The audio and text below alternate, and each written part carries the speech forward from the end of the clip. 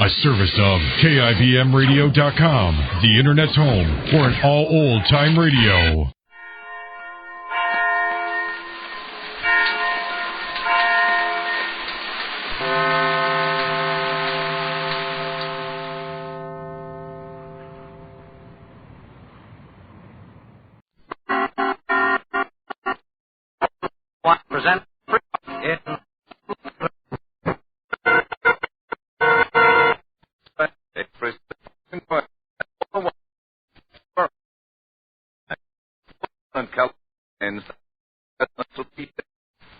Present of every field.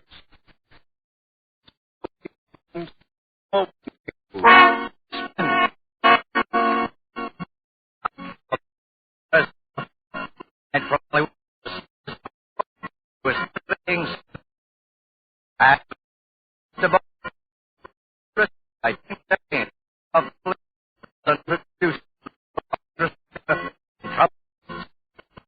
love count and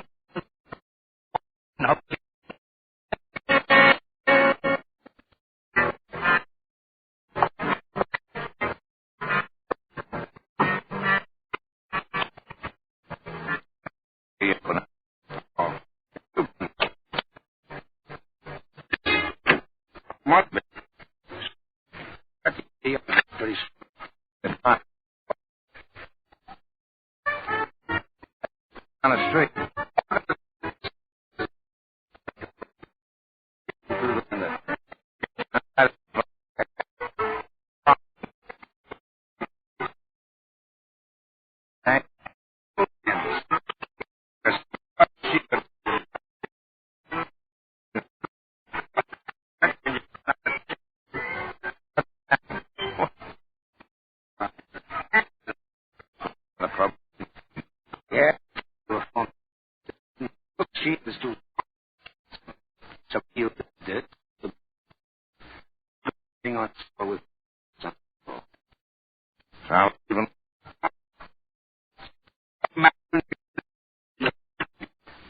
You saw. It's right. Still got it. That football. Sure. Yeah. What's on it? No. Yeah. But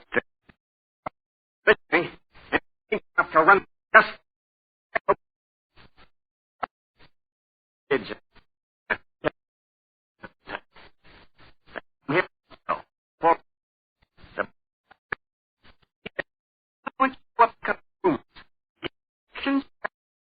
When he get somebody else like you're the guy. I mean, take me to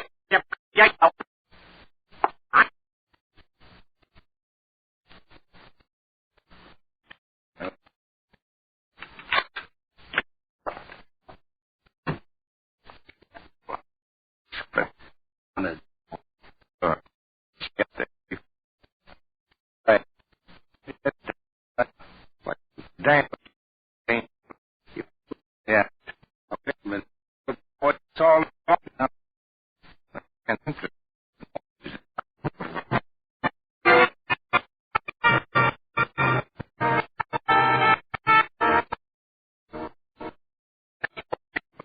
Thomas Bond of that, right? I feel independent.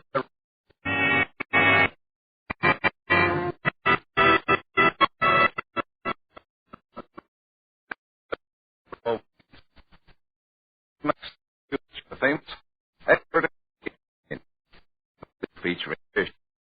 So Maxwell pictures the piping hot fish. Glasses of silver plate.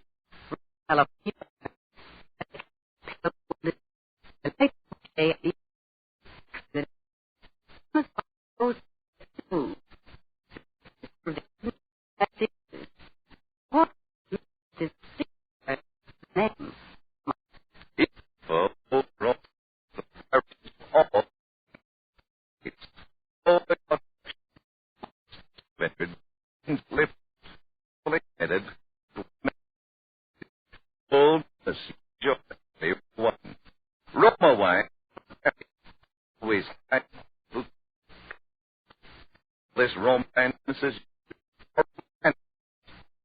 the origin of remains.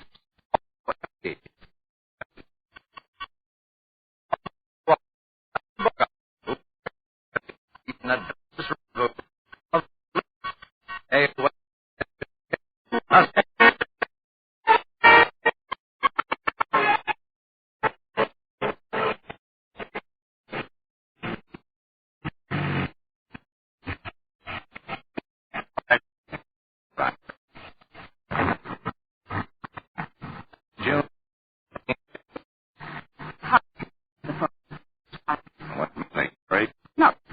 You don't see. That's you.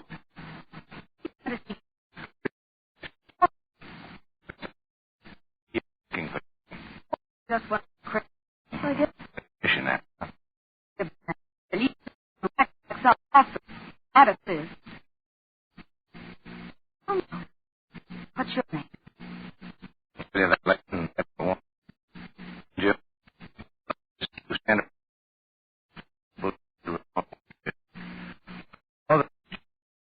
Up and form. Sit. Stick to Jackson. The sit job.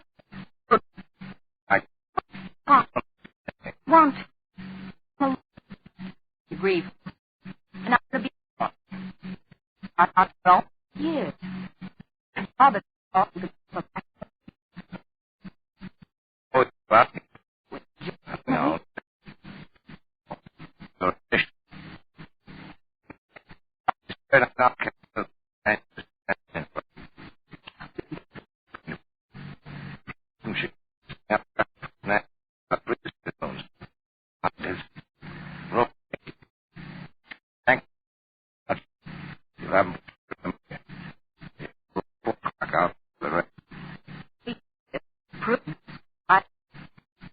Dancing.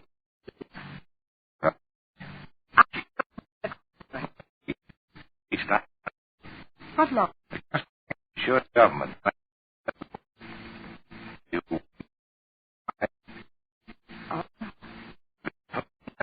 take them south.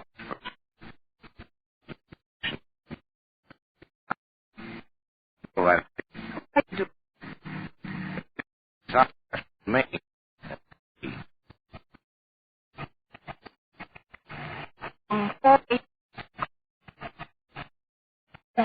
Yeah? Leave it. You see?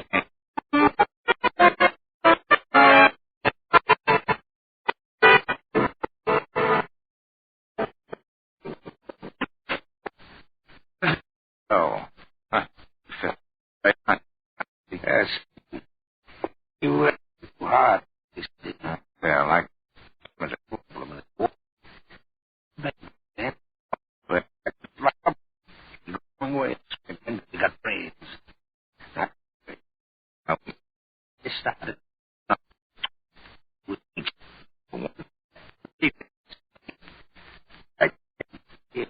right he wanted it. Himself. Run it up. This kid.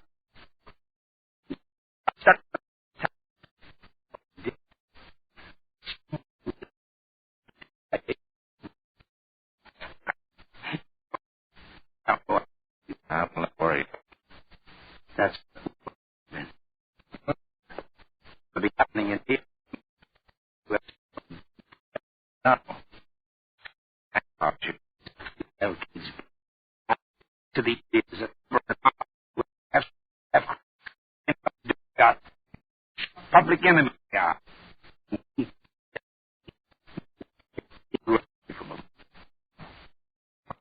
Yeah.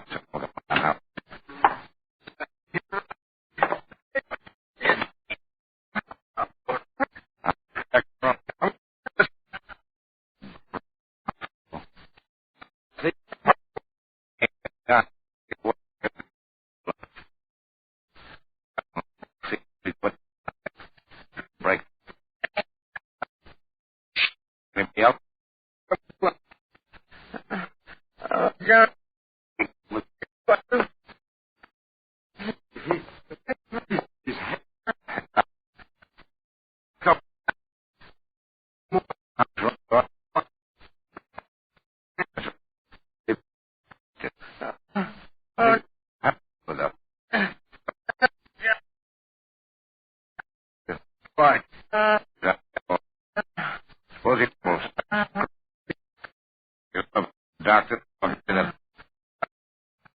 I think.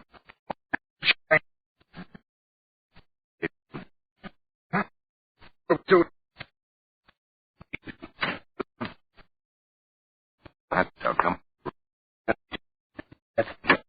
Right. Come.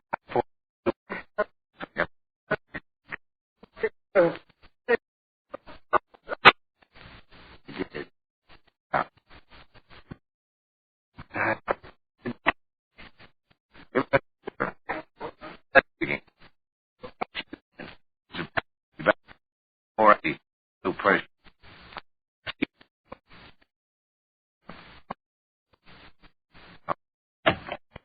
Right. Yeah. Come in.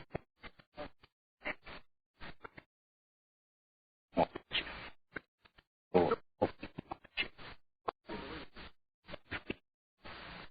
you know, oh, stand gun in my mind. I get rid of me. That's nothing. And that's it.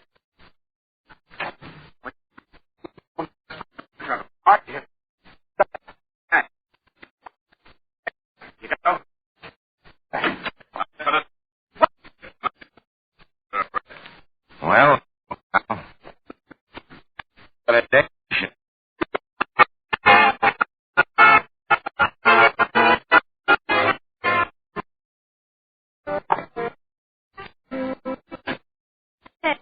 If you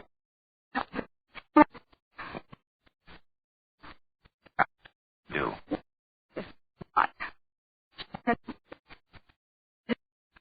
So, Look, sit down.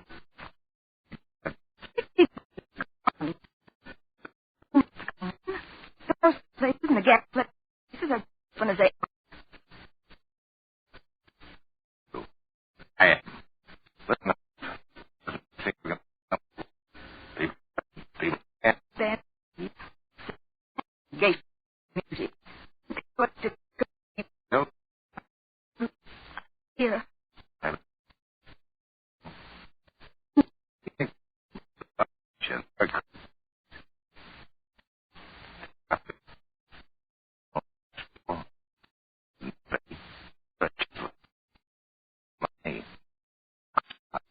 Not. Stop. You're big falling in love with me. My, Then, because I. maybe I could have. Stop. Right. Just.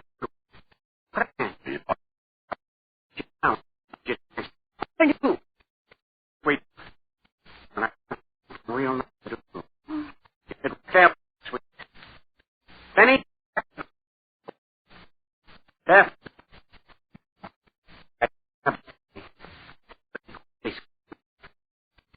Reach by the real case when I go.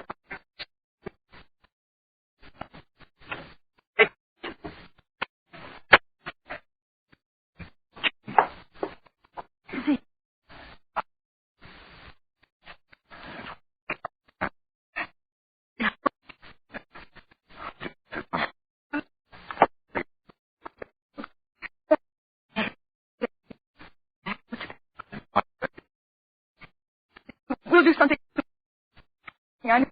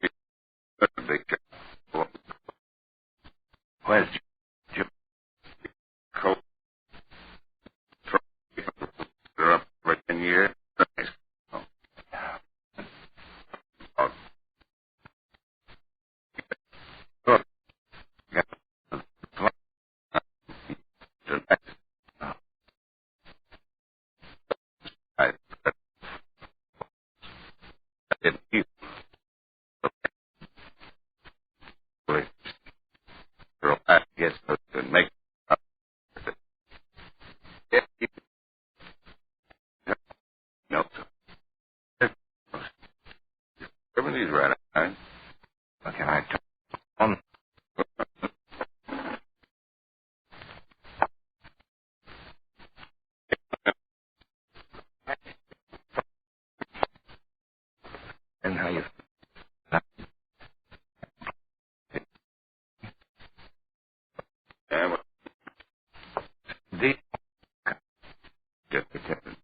Suppose I can... Now, July.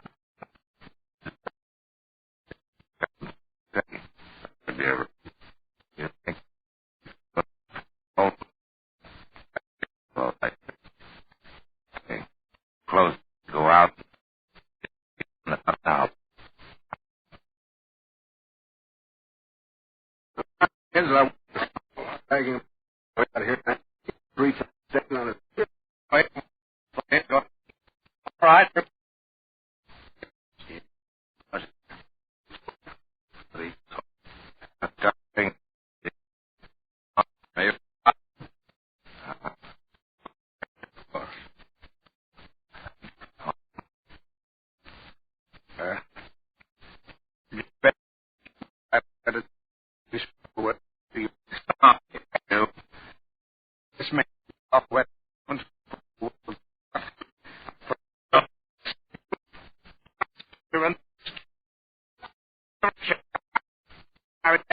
County court. What?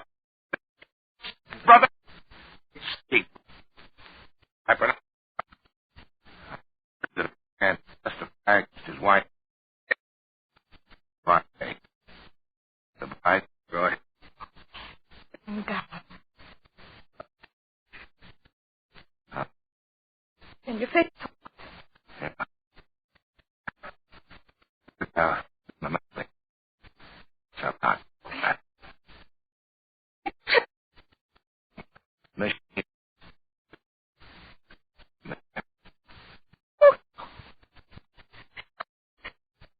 We break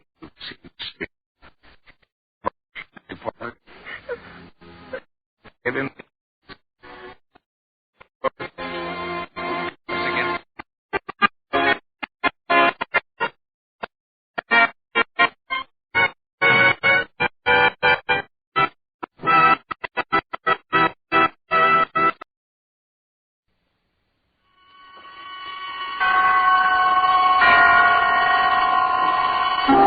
Suspense. Tonight, Roma Wines bring you the extraordinary child actress, Miss Margaret O'Brien, co-starring with the incomparable Dame May Whitty. Suspense is presented for your enjoyment by Roma Wines. That's R-O-M-A, Roma Wines. Those excellent California wines that can add so much pleasantness to the way you live.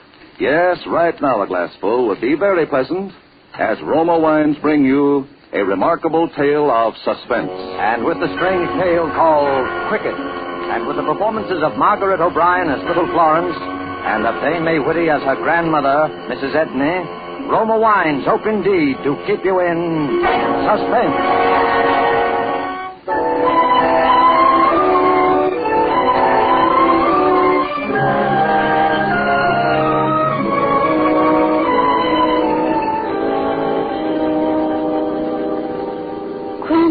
We have to move from this house, Cricket.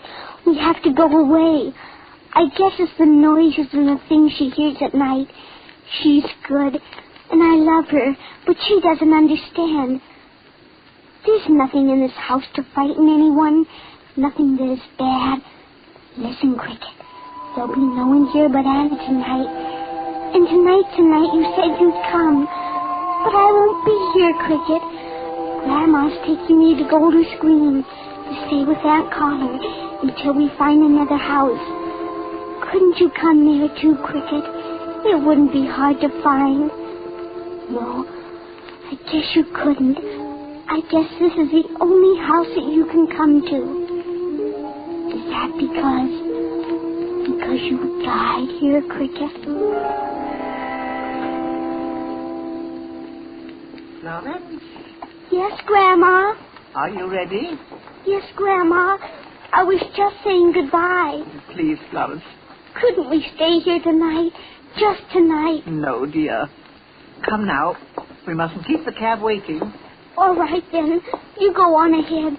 I'll be right down. Goodbye, Cricket. I I hope you'll understand.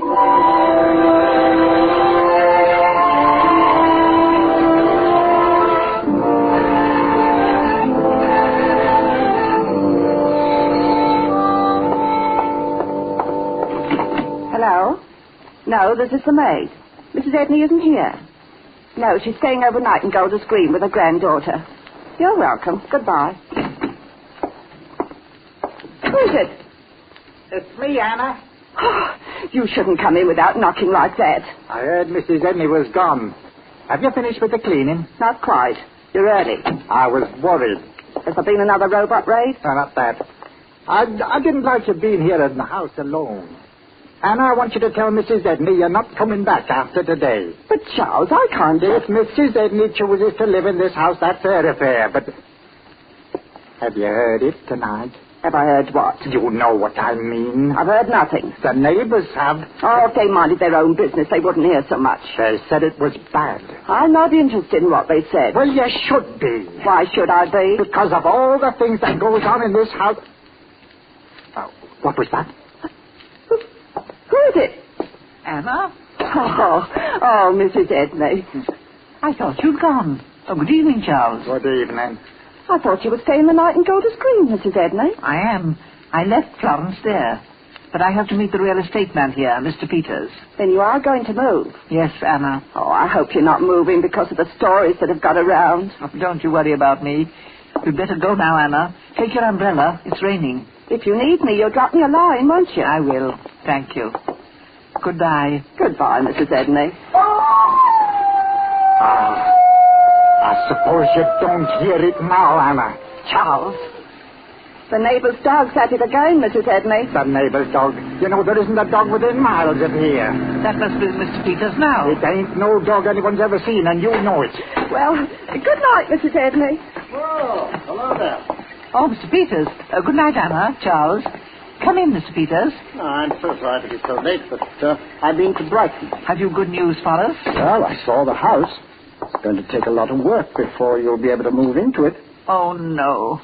I planned on being out of this house. Oh, couldn't you stay here until... I can't stay in this house another night. But, Mrs. Edney, after you went through all the trouble of remodeling it after the bombing last year, it seems a pity that you'd be leaving it for something so far less attractive. My granddaughter isn't well.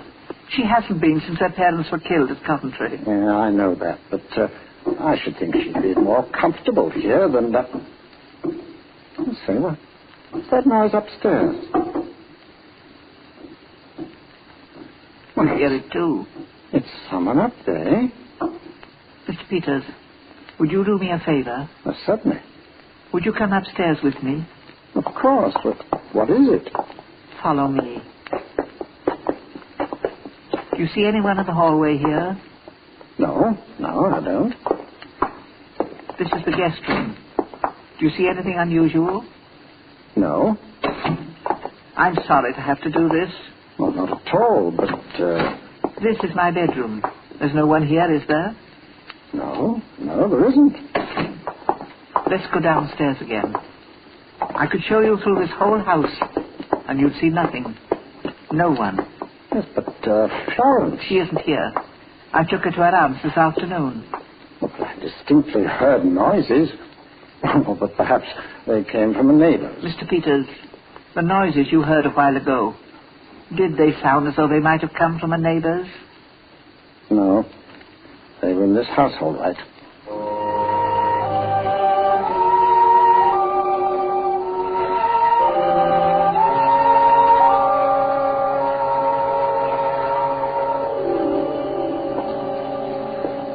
I wish I could help you, Mrs. Edney. I must ask you to say nothing about our moving to Florence. She's against leaving this house, but I know it isn't good for her to stay here. I understand that. I smell something burning. Yes, it's always like that. First the noises, then something burning. But there is something burning. You can search the house, you'll see no one. Nor will you find anything burning. I know. Are you certain there's no one upstairs? You saw a while ago. Yeah, but I heard it so clearly. And that smell. Would you like to go upstairs again? Yes. I'll go alone this time.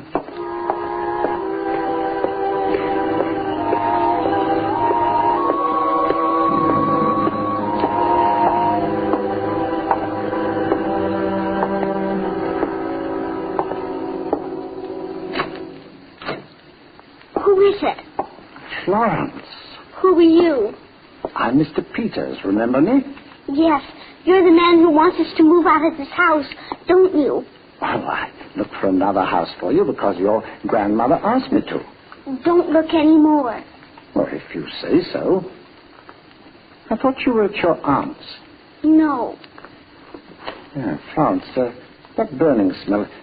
Have you been playing with matches? No.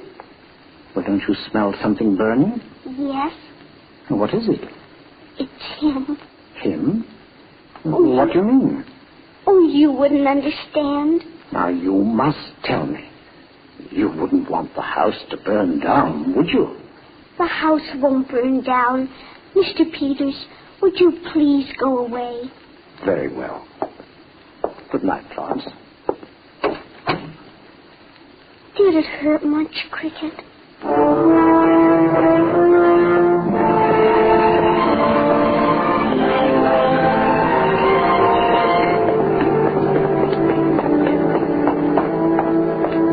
Your granddaughter's upstairs. She couldn't be. Are you sure she wasn't up there a while ago when we both went up? But you saw. I showed you. Yeah, you didn't show me your granddaughter's room. I'm going upstairs. Please wait. Certainly.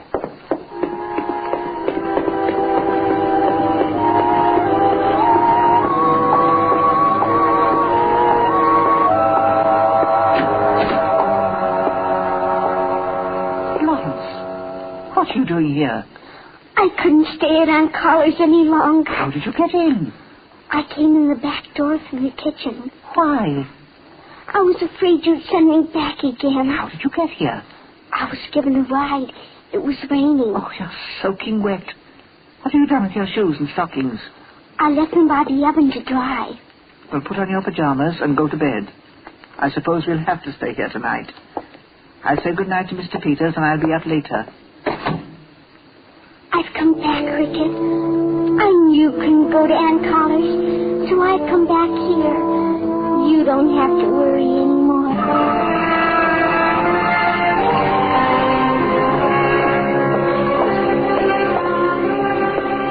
Mr. Peters?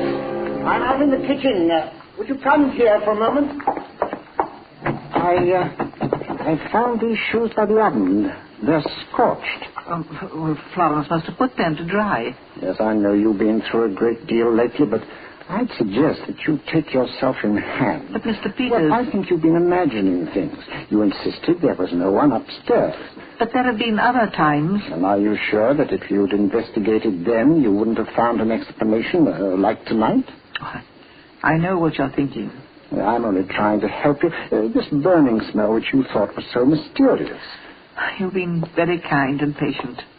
I'm sorry to have kept you so late, Mr. Peters. Oh, not at all, but I do wish you'd reconsider your decision to move. Yes, I'll reconsider. Thank you. Call me in a few days, and if you still want to move, well, I'll see that... Very well, Mr. Peters. Good night. Good night. Why don't you complain to the neighbors about that dog? They've no right to... But you see, there isn't any... Thanks again for everything. Good night.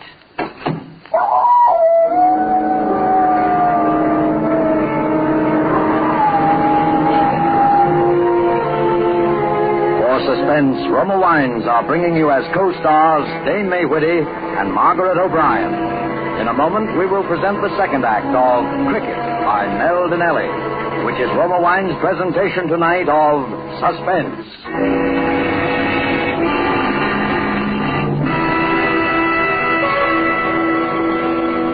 Between the acts of Suspense, this is Truman Bradley for Roma Wines. Elsa Maxwell is recognized internationally as an authority on gracious living. You will be interested in something she said the other day about wine and wartime food rationing. Listen. I find that people who know one simple secret of serving delicious meals aren't bothered much by food rationing. That secret is to enjoy good Roma wine with food. That's a grand suggestion from Elsa Maxwell.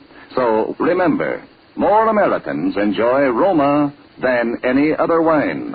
R-O-M-A, Roma wines.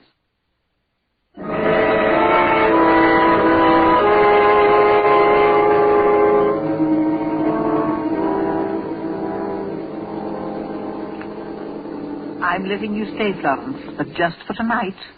Now, you must promise me to go to sleep. But I'm afraid I'll miss him if he comes. Oh, you must stop talking like that.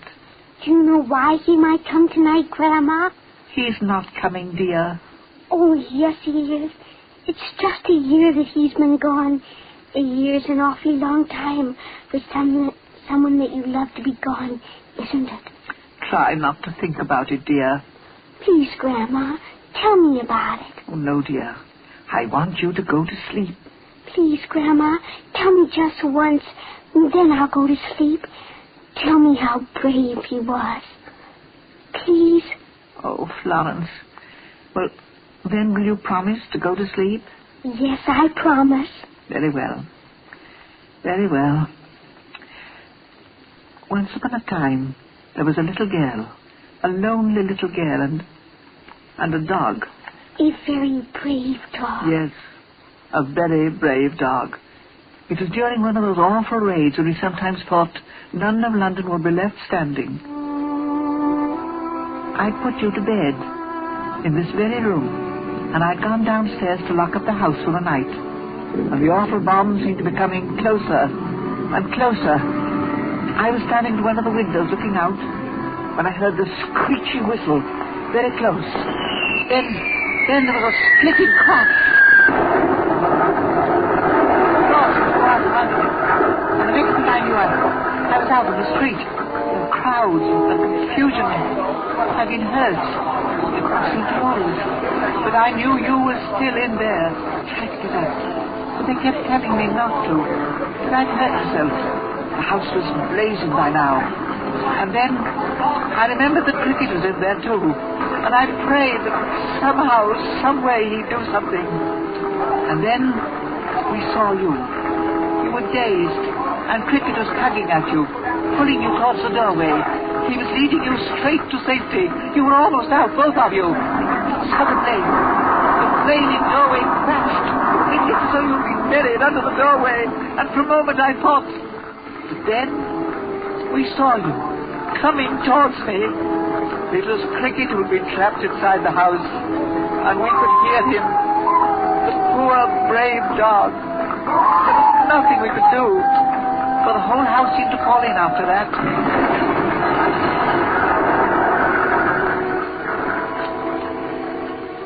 And so, the little girl was saved, and her best friend gave his life for her.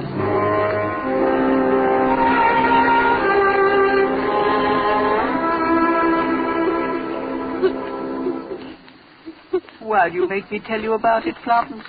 It only makes you feel worse. Oh, no, Grandma. It makes me see how brave and wonderful he was.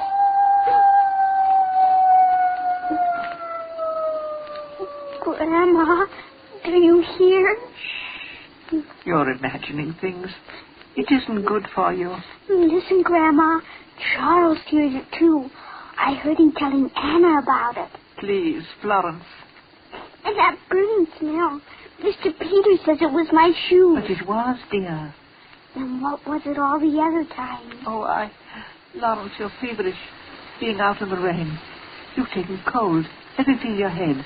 He can't come to any other house. I know. Now, Florence, I want you to lie quietly and not talk any more. I mean it this time.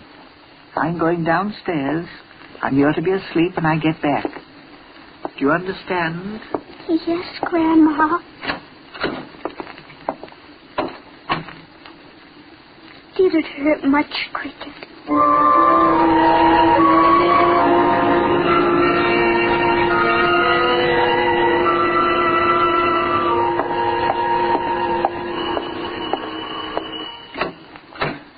Anna. I know it's late, Mrs. Edney, but I thought as long as Charles said things to make you nervous, and you being alone here and all, well, I thought it was the least I could do. What is it, Anna? It's about the howling, Mrs. Edney. Charles said there was no dog in the neighborhood, but it seems there is. He belongs to the Hitchfords up the street a ways. They're renting the place, and the lease doesn't allow them to keep pets, so they've been hiding the poor animal out in the barn all tied up. He's what we've been hearing. We found out on the way home. Oh, thank you for coming back. Florence is ill again. This might help to straighten things out. Is she bad, Mrs. Edna? I'm afraid so. I've called the doctor. Could I help? Oh, if you could stay here tonight. I've made plans to, Mrs. Edna. It's foolish, I suppose, but somehow I am relieved to know there is another dog in the neighborhood after all. I know what you mean. I wouldn't for the world have let Charles know.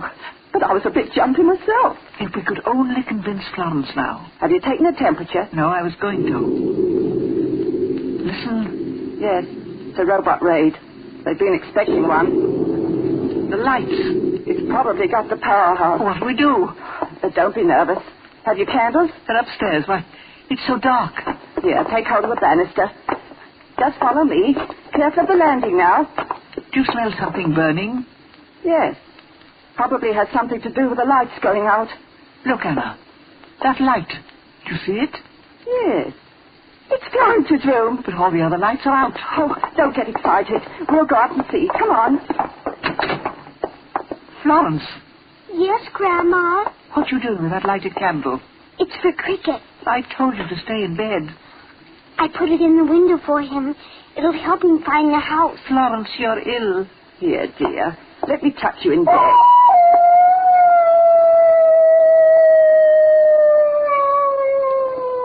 Listen, he's lost.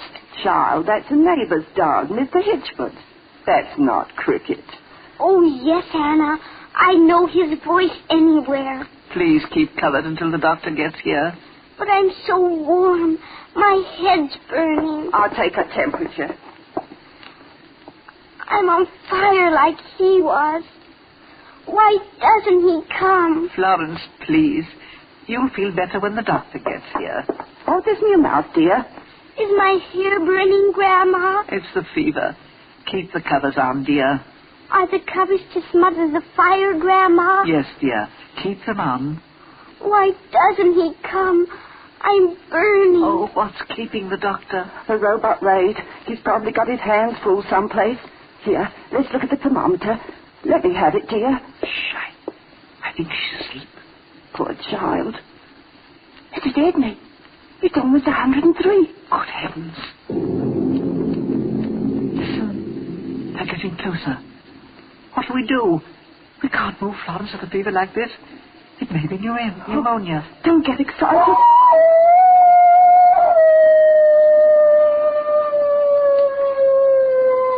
Crying because I'm burning like he did.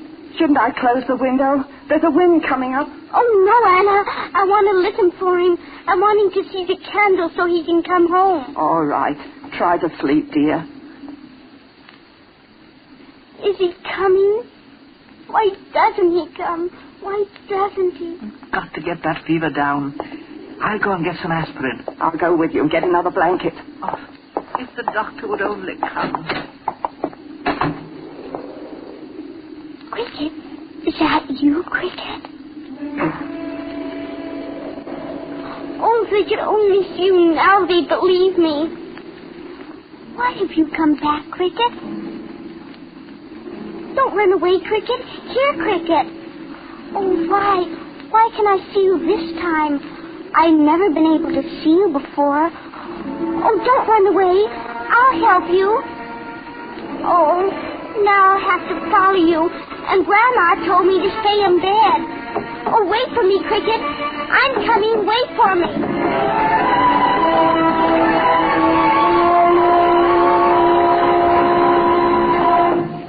Hurry, Anna.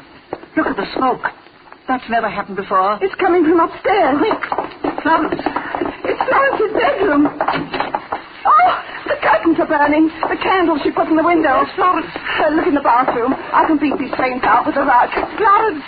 Florence! Look! Oh, there's a handkerchief on the windowsill. Must have climbed down the trellis. Oh, dear.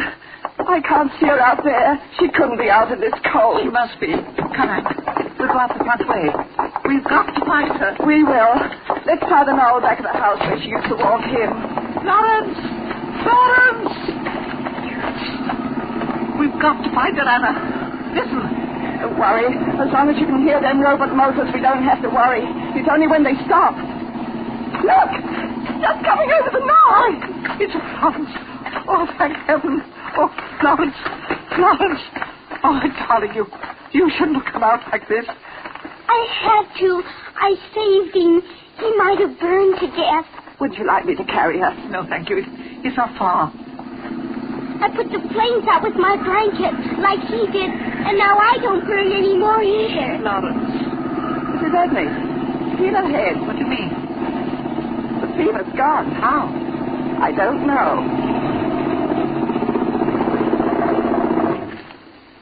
Ah! The bomb! It stopped. It's overhead. Fall to the ground, Mrs. Edney.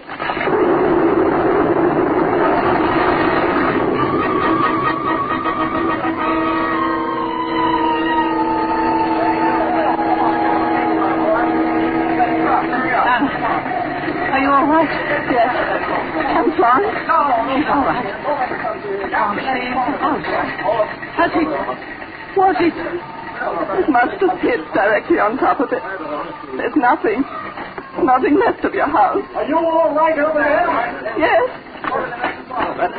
That was a bad one. Oh, Mr. Hitchwood. Oh, it's you, Anna. Thank heavens. I thought maybe you were in the Edney place. This is Mrs. Edney. Mr. Hitchwood. Oh, I'm sorry about your home, Mrs. Edney. Oh, thank you. You got our place, too. Oh, was anyone hurt? Oh, no. Our dog disappeared just before the attack, and we were out hunting for him. I guess if it hadn't been for him, we'd have all been killed. Was there anyone hurt at your place, Mrs. Edney? No, we were hunting the dog, too. Was your dog an Irish setter, Mr. Hitchwood? Yes, he was. But how did you know? We've been keeping him hidden. And I knew his name, too. Did you now? Well, what was it? Cricket. What? Why, that's remarkable. Remarkable, Florence. I just can't. What you say, Mr. Hitchwood? Was that really your dog's name? It was indeed. That's very remarkable of you to know, Florence. I thought there was only one dog in the world named Cricket. There is. I mean, there was.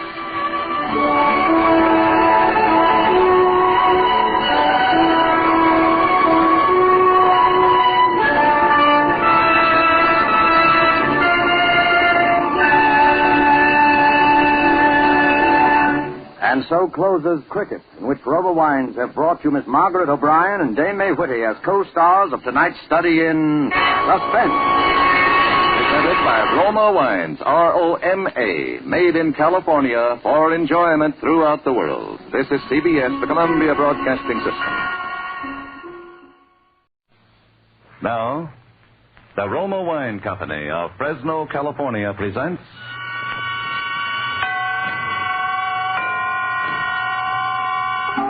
Suspense. Tonight, Roma Wines bring you the suspenseful play called Heart's Desire, starring Lloyd Nolan. Suspense is presented for your enjoyment by Roma Wines. That's R-O-M-A, Roma Wines.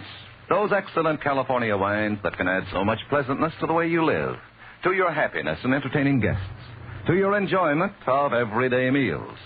Yes, right now a glassful would be very pleasant, as Roma Wines bring you a remarkable tale of suspense. And with the tale called Heart's Desire, and with the performance of Lloyd Nolan as Henry Doyle, Roma Wines again hope indeed to keep you in suspense.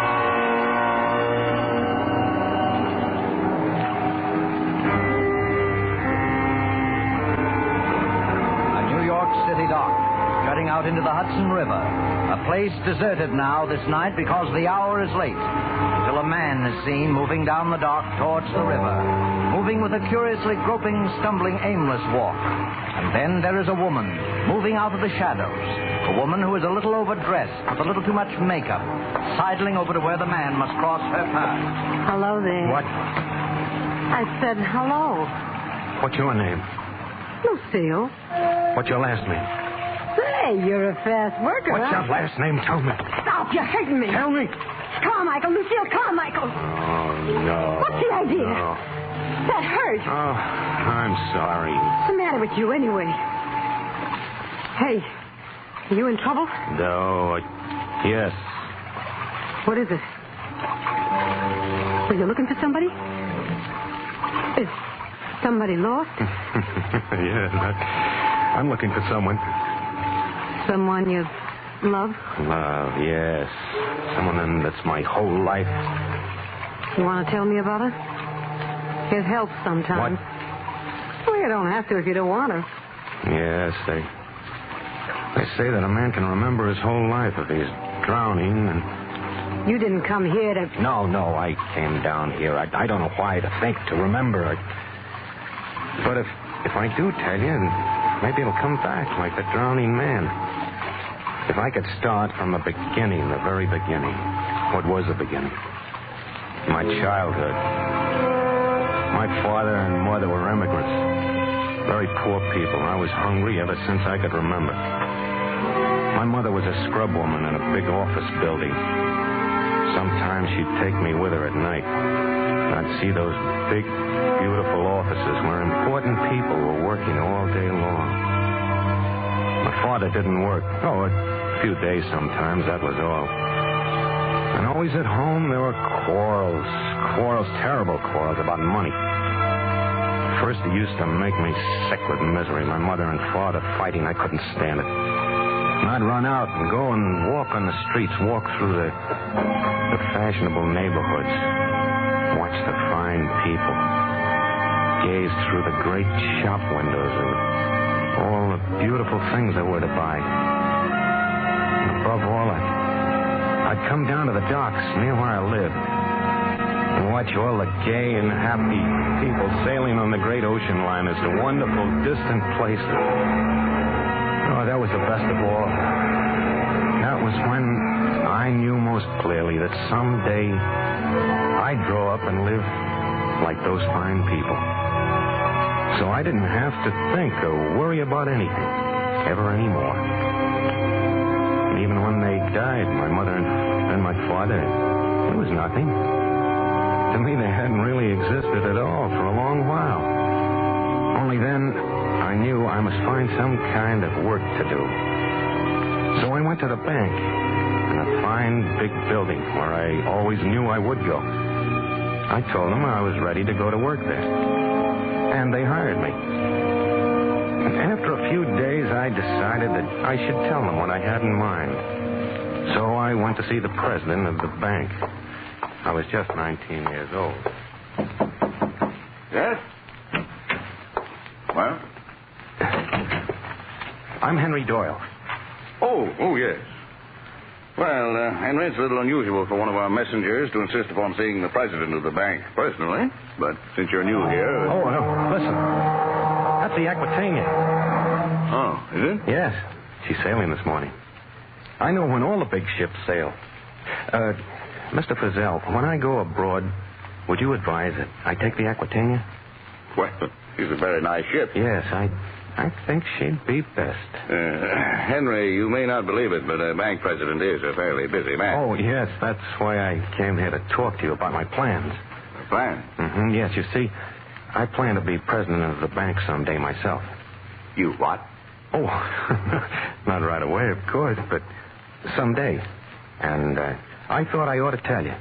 Well, Henry, that's a very laudable ambition. And there's no reason, if you work hard and devote yourself wholeheartedly to the interests of the bank, why you shouldn't be president someday. Or anything else your heart desires. Oh, you really think that, Mr. Frizzell? Why, of course I do. Remember, Henry, there's always room at the top. Oh, I'm very glad to hear you say so, because that's just what I've always thought myself. And that's what I was, a messenger. First, I was only an ordinary messenger, but then later, as they came to trust me more and more, they gave me more and more important things to do. Until at last, I did only the very confidential things, the most important things of all. 800, 900, 1,000, and 100 more is 21,100. Will you sign for it, please, Henry? Oh, yes. Gee, Henry, doesn't it worry you sometimes carrying all that money around? What, this? Someday I'll have more than this, much more someday, when my ship comes in.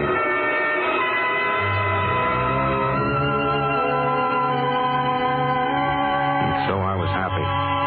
All day long I saw only the kind of people, my kind of people, the fine, important people that I admired. The kind that someday I was going to be. Oh, I was happy. Until something happened.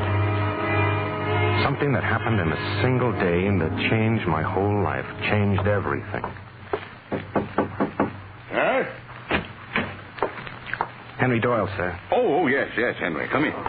Thank you. I think you know everyone here, don't you, Henry? Oh, yes. Yes, I do. How do you do? And, Henry, the reason I've sent for you is because we have an old custom here of trying to show our appreciation to those members of our little family whom we feel have given loyal and devoted service to the 42nd Street Bank.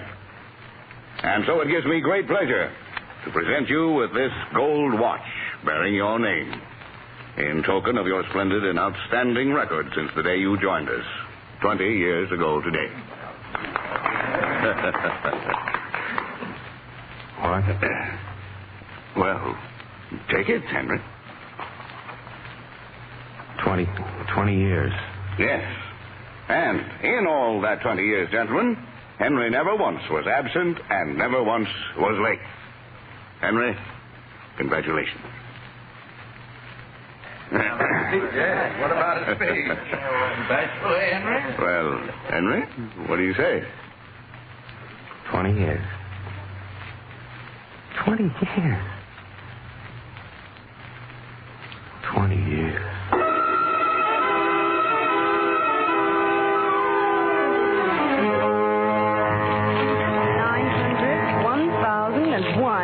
And 51,200. Will you sign for it, please, Henry? Yes. Say, what's the matter with you today, Henry? You act like you're walking around in a dream. What? I said you act like you're walking around in a dream. For 20 years I've been walking around in a dream. For 20 years. That day, for the first time in 20 years, I did not go directly to the place the bank had sent me. Instead, I wandered through the city to look again at the things I dreamed of in my childhood. The beautiful store windows, the elegant, well-dressed people, and the great ocean liners waiting to sail for enchanted, far-off places. Things that I knew now could never be for me. Because suddenly I'd grown up. I was a man. A man going into middle age, and the childhood dream had passed me by. These things I thought. And many other things. Quite different things. And then that afternoon, I was sitting in a little park. And wondering what was the best thing to do next. And I saw a policeman coming toward me. And all at once, I knew it would be very simple. Officer. Officer. Yeah? I want to be arrested. You're what? Yes, I do. You see, I'm a messenger for the 42nd Street Bank. So what? I've just lost $50,000.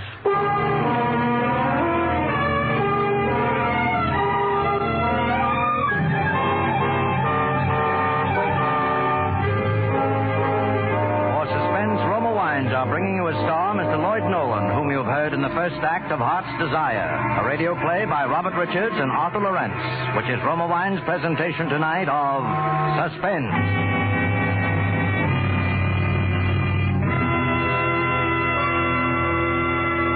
Between the acts of Suspense, this is Truman Bradley for Roma Wines. The name Elsa Maxwell stands for gracious hospitality. And here is a timely suggestion from Miss Maxwell. Planning even a simple dinner nowadays calls for real imagination. But there is a simple, inexpensive way to dress up ordinary foods and make them tempting.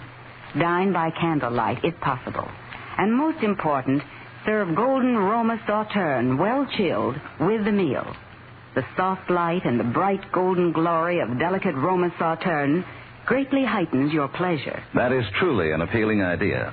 And as Miss Maxwell suggests, delicious Roma California Sauterne, a wine grower's masterpiece, is the subtle note that tones up the occasion. You'll enjoy its freshness of bouquet and the superbly delicate flavor.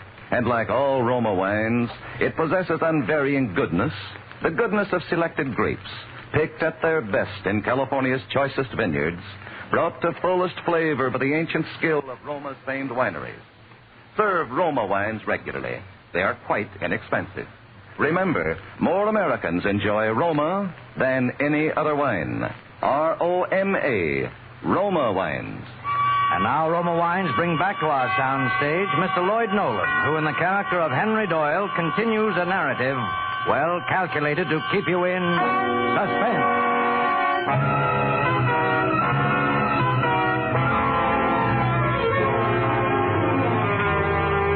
20 years.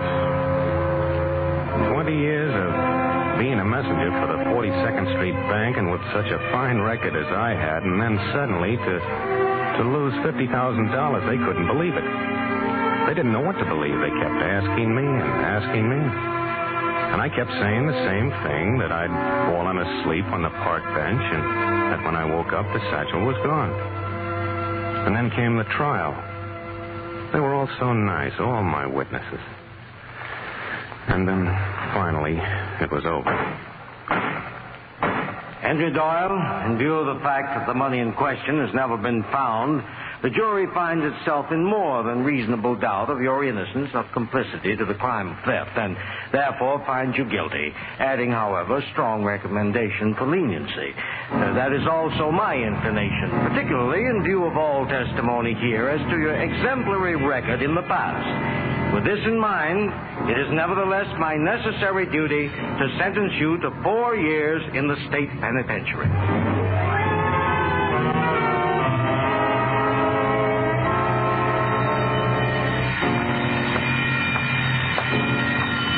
Lights out, 15 minutes. Lights out, 15 minutes. Lights out. Lights out. Sleep. How can you sleep behind bars? No, I like it when it's time to go to sleep. Yeah? Yeah. Don't you sleep kind of restless, Henry? Oh, no. I sleep very well. Hey, Henry, I don't think you ever told me what you're in here for. For losing some money. Yeah? How much? $50,000. And you just lost it, huh? Yeah. What'd they give you? 4 years. Gee, that's tough. And I'll be out in another year myself. Oh, I don't mind. You don't? No, 4 years isn't long to wait. Why should I mind? No, I didn't mind. Because almost every night I'd dream. I'd dream of the things that I'd done that day when I left the bank for the last time. Things I'd never told anyone. How I'd gone to the stationery store and bought a heavy brown envelope. How I'd thrown the empty satchel away in a vacant lot. How I'd sealed the brown envelope with red sealing wax. How I'd gone to the little pawn shop down by the waterfront with a wide, dirty window. 3 crooked steps leading to the door. The little bell that tinkled when the door was open. The clocks, 10 or 20 clocks ticking time away. The old man in pink shirt sleeves who sat behind the wicket. You want something? You the pawnbroker? That's right. Well, I'm going away for a long time, and I'd like to leave a package. Okay. I'm taking a trip around the world, and I may be away for several years. Well, don't worry. It's perfectly safe here. When you come back, it'll be just as you left it, with the seal unbroken. Well, thank you. I'll have the receipt for you in a minute. Receipt? Sure. Don't you want one? Well, no, I might lose it. I'm going away, see. Then how are you going to claim the package? Well, I could just take your name. Oh, yes, that's the best way. I'll leave my name, and you can make some kind of a note on the envelope that it's only to be given to me. Okay, let's have it. What? Your name. Oh, my name. Well, you see, my name. It don't have to be your right name. It don't even have to be a name. Just write something on there so you can identify the package. Oh, yes. Well, let's see. Yes, I'll just write something. Something that I can remember. And always then, just as I was about to write, I'd wake up. Oh, it was a wonderful dream. Even better than the ones I used to have because this dream was real. And then one night, there in my cell, something happened. I was asleep. I was dreaming again. The same dream. Your name? Oh, my name. Well, you see, my name. It don't have to be your right name. It don't even have to be a name. Just write something on there so you can identify the package. Oh, yeah. Let me see.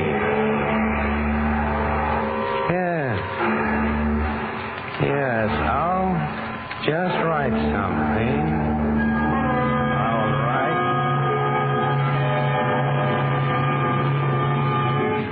Henry. What was the name, Henry? What did you write, Henry? What was the name? For a moment, I lay utterly frozen with fear. I was awake, but I'd been sleeping, dreaming, talking. And he'd heard. He knew everything. Everything but the name. The name. What was it, Henry? What was the name, Henry? The name you wrote on the package. What was it, the name? What? You was kind of tossing around in your sleep, and I come over to see what was the matter. Oh, was I? Yeah, I guess you was kind of having a nightmare, huh, pal? Nightmare? Yeah, yes, it was a nightmare.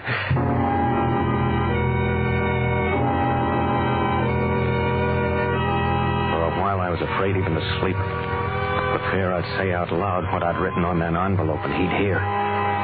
And then all that I'd planned for would be gone. I knew I must force it all from my mind, as I had done with unpleasant memories when I was a child. I spoke less and less. Last, I didn't even speak at all. The last 2 years, I didn't speak at all. Even when the warden called me to his office to tell me I was once again a free man, I didn't answer him. I didn't speak at all.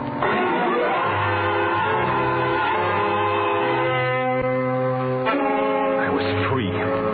At last, free of everything. I could hardly wait for the train to carry me back to New York. And then the pawn shop. Yes, the same dirty window, the same crooked steps, the same tinkling bell, all those clocks ticking time. The clocks my dream was about to come true. And then my heart almost stopped beating. That man behind the iron wicket. It wasn't the same man. Okay, well, you have. You're not the pawnbroker. No. But he's an old man. He wore pink shirt sleeves and... He's dead. What? You're talking about my father. He died 3 years ago. Dead? Oh, but you're his son. Yeah. Then you're carrying on the business. Yeah. Look, I left the package here 4 years ago. I told your father that... Got the receipt? No, I didn't take one. Now, look, but we don't... I tell you, I didn't take one. See, I was going away on a dangerous trip. I was afraid I'd lose it. So your father said it would be enough to give him a name. He wrote a note on the package. What was the package like? Well, it was a brown envelope, but so big and sealed with red wax. Oh, yeah, I remember seeing that. Hold on a minute. Oh, good. Your father said I wouldn't have any trouble. He said I'd just have to mention the name, you know. Yeah, that's what it says here on the envelope. Oh, that's good. Can I have it, please? Sure, just give me the name. Of course. The name is...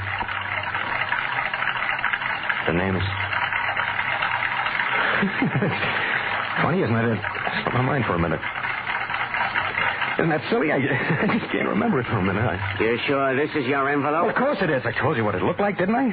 I described it perfectly, didn't I? Wide, brown envelope, sealed with red wax. Look, go on. What about the name? I mean, what's written here? Now, listen, you must know it's mine. You must know that envelope belongs to me. You must give it to me. Oh, I must I? What's in it? What is? What difference does that make? If you know so much about it, you ought to know what's in it. Now, listen. That's my envelope. Give it to me. Look, Bud, don't tell me what to do. The note here says not to give it to anybody unless the name is presented. Now, what's the name?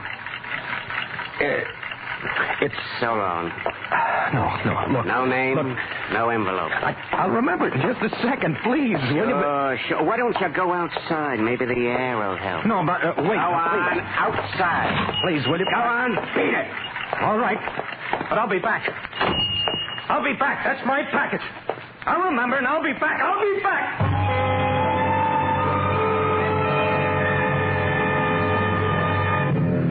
Wandered through the streets. I beat my head with my fist trying to remember. While I was in prison, I'd forgotten it. I'd made myself forget it. Now I couldn't remember. Names raced through my mind, but none of them were right. I began running, looking at names in the street, on the shops, anywhere I could see them. Names. Beauty salon, Levinson Cross, jewelry. Miriam and Company neckwear. Sylvia Torrance, lingerie. William D. Roberts, furniture. Billy Canfield, drink. Dorothy Gregory, hats. Arnold Milton, shoes. Delaney for drugs. Lawton for liquor. Benson for books. Graham for gowns. Alan Wilson. Edith Parker. Martin Slater. D. Billings. R. Nelson. E. Dalton. Dixon. Denby. Green. Gray. Grant. Miller. Muller. Martin. Minton. Messon. Bay. Day. Oh, no.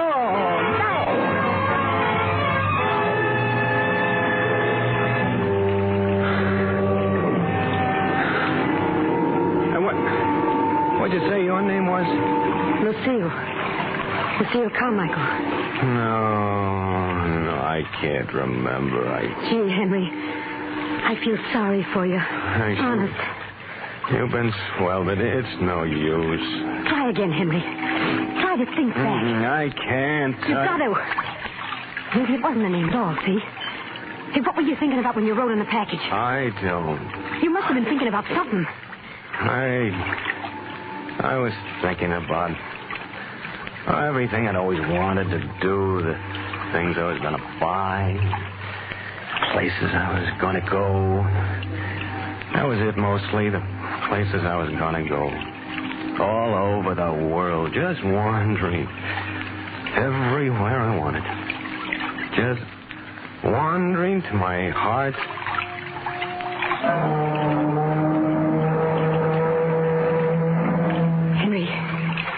What is it, Henry?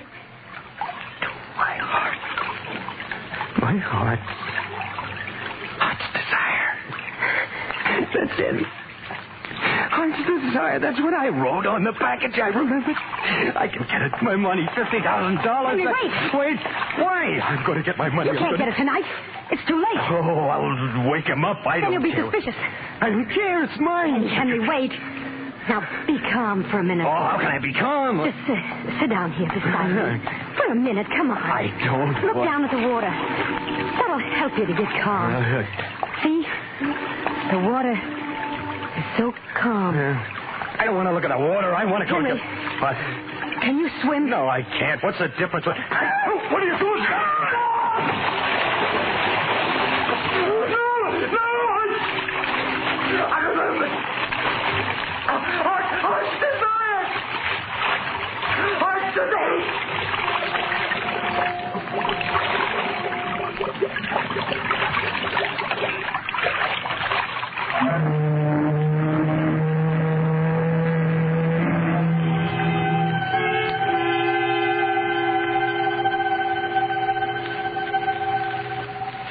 And that is the end of the story, of Henry's story. But you might have suspected that it was not quite the end of the story if you had seen a little item in the newspaper 2 weeks later under shipping news. I will read it to you. Miss Lucille Carmichael, who recently came into an inheritance from a long-lost relative, has engaged the royal suite of the Aquitania and is sailing for Europe tomorrow. Her stay abroad will be indefinite.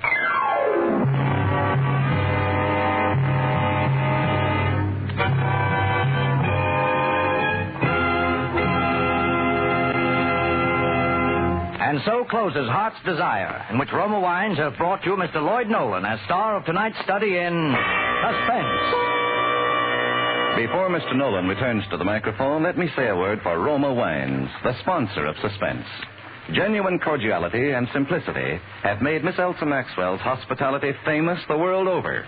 She often says, "There's no better or simpler hospitality way than a glass of distinguished Roma wine. I suggest Roma Tokay, a delightful wine for any time or any place. Serve with coffee or dessert as a delightful finishing touch to your meals. Or set out Roma California Tokay with fruit or nuts, or any snack when friends drop in." That's a worthwhile suggestion. Try Roma Tokay, a velvety, flame-bright wine, moderately sweet, light, yet delightfully rich in flavor. You can always depend on Roma wines to be delicious, always unvaryingly fine in quality. And the next time you use vermouth, sweet or dry, use Roma vermouth.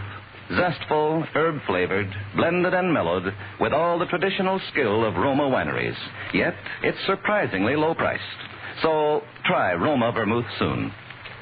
And this is Lloyd Nolan, back from a watery grave just long enough to tell you how much I've enjoyed working on this most admirable program, Suspense. Mr. Spear has asked me to pass along to you the word that next Thursday, your stars will be two of Hollywood's favorite people, Miss Nancy Kelly and Mr. Helmut Dantine. I'll be listening. I know you will, too. Good night. Suspense is produced, edited, and directed by William Spear. Lloyd Nolan will soon be seen in the picture Captain Eddie, produced by 20th Century Fox, who are now celebrating their 30th anniversary.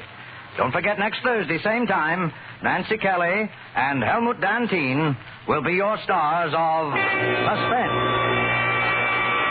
Presented by Roma Wines, R-O-M-A, made in California for enjoyment throughout the world.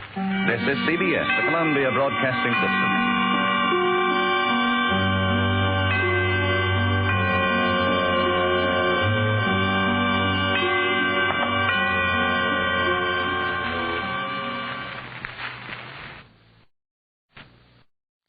Now, the Roma Wine Company of Fresno, California presents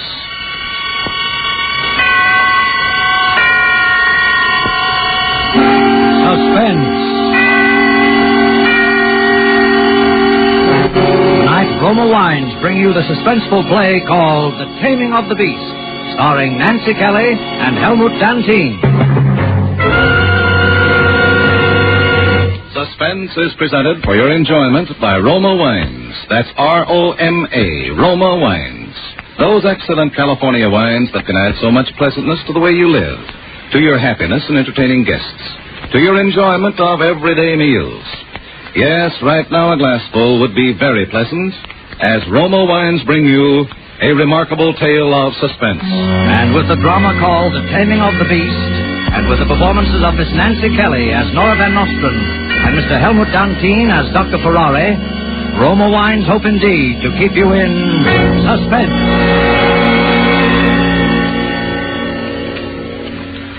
I knew what kind of woman Nora was the minute I laid eyes on her. She was very beautiful, equally neurotic and utterly heartless. She was the kind of a woman who wants everything, gives nothing, and still thinks she's a passionate bargain for any man. Completely unconscious of the fact that her only real motivation in life is to humiliate, dominate, and finally destroy any man she can get her hands on. But that didn't matter either. You see, she had $3 million. And I'd already made up my mind, if my plans worked out, that I was going to kill her.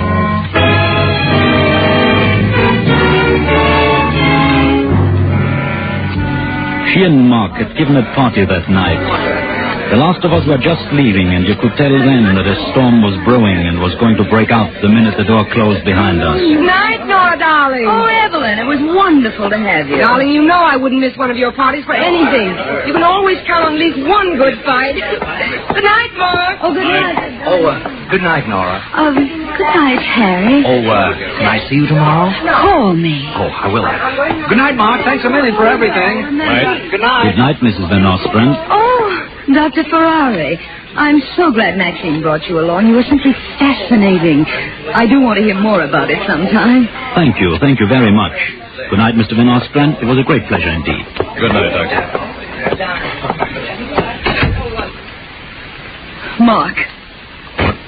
Mark, must you insult everyone that I ever bring into this house? Me? I didn't insult anyone. Well, maybe you didn't slap anyone across the face with your gloves, but you might just as well have. Maybe I might at that. And what does that mean?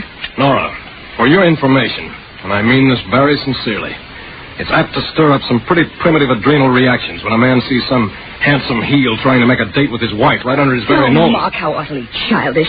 What are you thinking of? It's not what I'm thinking of. It's what he's thinking of. And you know what it is. Well, what if he is? He's only human. And if you're insinuating I'm not insinuating anything. If I thought that... What do you expect me to do while you're downtown all day? Sit around home playing housewife? You know I'm not that kind of a person. You promised me when we were married. I know, Nora, I know. I'm sorry. It's just that I'm a little jealous. Can't you see that? Because I love you. Okay? No. No, Mark. I think we ought to have a very thorough talk about the whole thing. All right, darling, but not tonight. I'm tired. Not tonight. I'm tired. That's what you always say every time I want to discuss anything with you. It's all right when you want to sit up all night and talk, but when it's a question of my problems and my friends... What do you mean, your friends? I've never heard you say a decent word about any one of them in your life. Unless you wanted to pick a quarrel with me. Don't you shout at me. All right, but... I'm certainly not the one who's trying to pick a quarrel. I'm simply trying to get you to adopt a reasonable attitude. Well, you're not trying to be reasonable. You're just trying to make me out a heel because I don't like that bunch of sponging neurotic... Who pays for the parties we give? Who bought and paid for this house that you're living Laura. in? I did. And I don't notice you leaning over backwards. I'm your husband, Then stop torturing me. Stop preaching. Stop telling me what I ought to do and try to be decent yourself once in a while. Not preaching. Shut up! I won't stand for this, Nora. Well, then maybe you won't stand for this either. Laura. For this. Laura, I warn you, stop throwing those glasses around. What will you do? What will you do? What will you Laura, do? you're out of your mind. You're sick or crazy. All right, I'm crazy. See, I'm crazy. I'm crazy.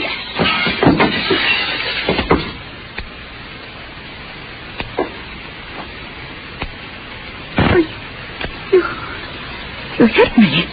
I could kill you when you act like this. I could kill you.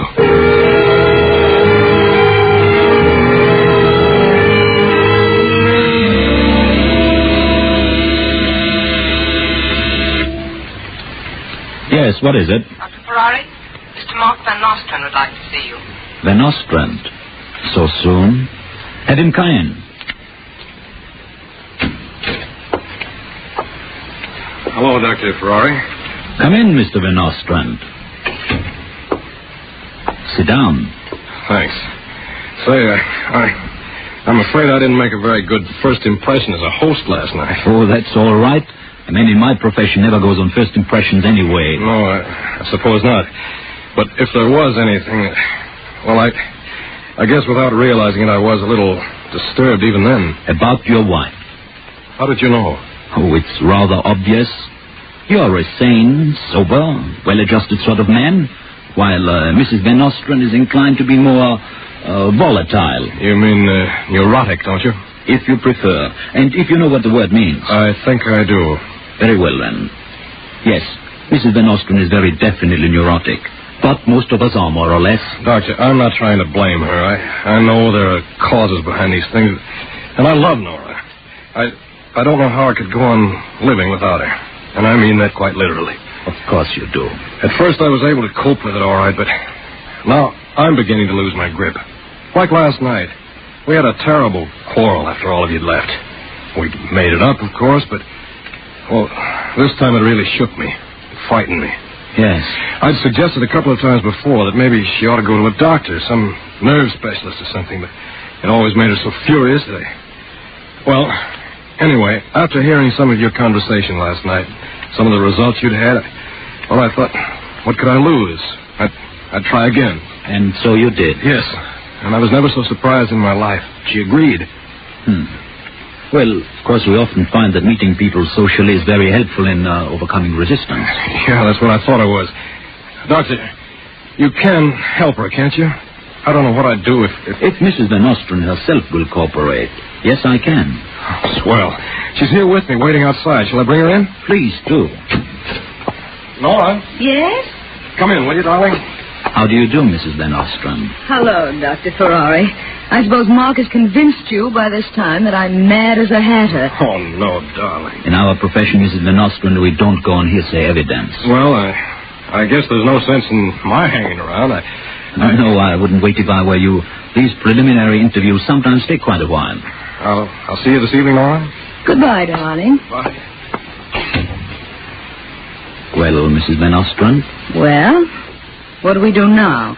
I suppose I go into some sort of a trance and you pry all my little secrets out of me. Let us understand each other. Nobody's forcing you to come here, and you can go now if you like. And suppose I don't like? All right, then let's talk sense. You know this is all very silly, don't you? I don't know anything of the kind. Why did you come if you thought it was silly? To humor Mark. Oh, I see. You've never humored him before my going to a doctor, have you? All right. Do you want a nice, sensible reason, or do you want the real one? Let's try the real one. Well, then, I came here because I find you very attractive. I see. And now it's your turn. Do you want the professional answer? Oh, no. Let's not be professional yet. In that case, I think you're the most exciting woman I've ever met in my life.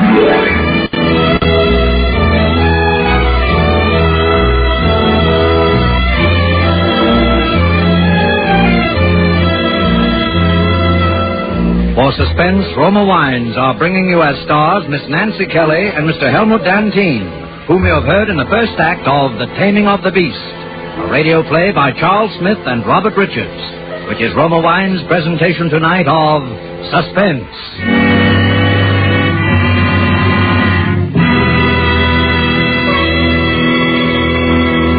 Between the acts of Suspense, this is Truman Bradley for Roma Wines.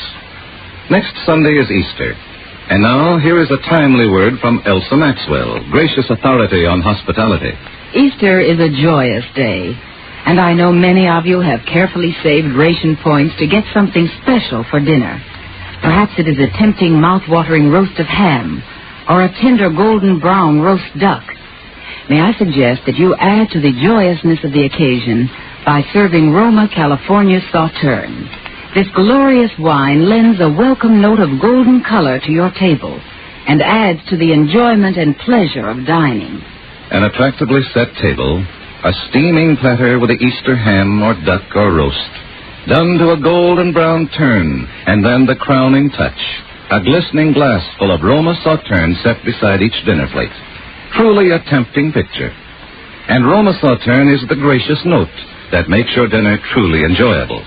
You'll enjoy its fragrant delicateness and delightful bouquet. Like all the Roma wines, this masterpiece of the wine grower's art has unvarying goodness, the happy result of selected grapes, picked at the very peak of their flavor in California's choicest vineyards, guided to perfection by the ancient skill of Roma's famed wineries. Serve Roma wine this Easter. Serve it regularly. Remember, more Americans enjoy Roma than any other wine. R-O-M-A, Roma Wines. And now Roma Wines bring back to our soundstage Nancy Kelly as Nora Van Nostrand and Helmut Dantine as Dr. Paul Ferrari in The Taming of the Beast, a play well calculated to keep you in suspense.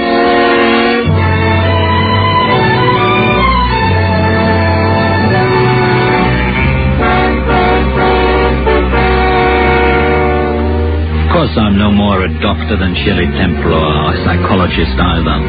But I've picked up enough of the lingo to get by. It's easy. You just go to one of these semi-resort places in a state where the laws aren't too strict, put on a little front, get invited to the right parties, and before you can say Sigmund Freud, everybody in town with so much money and time they haven't anything better to do are flocking into your office and writing you big fat checks just to lie around and talk about themselves.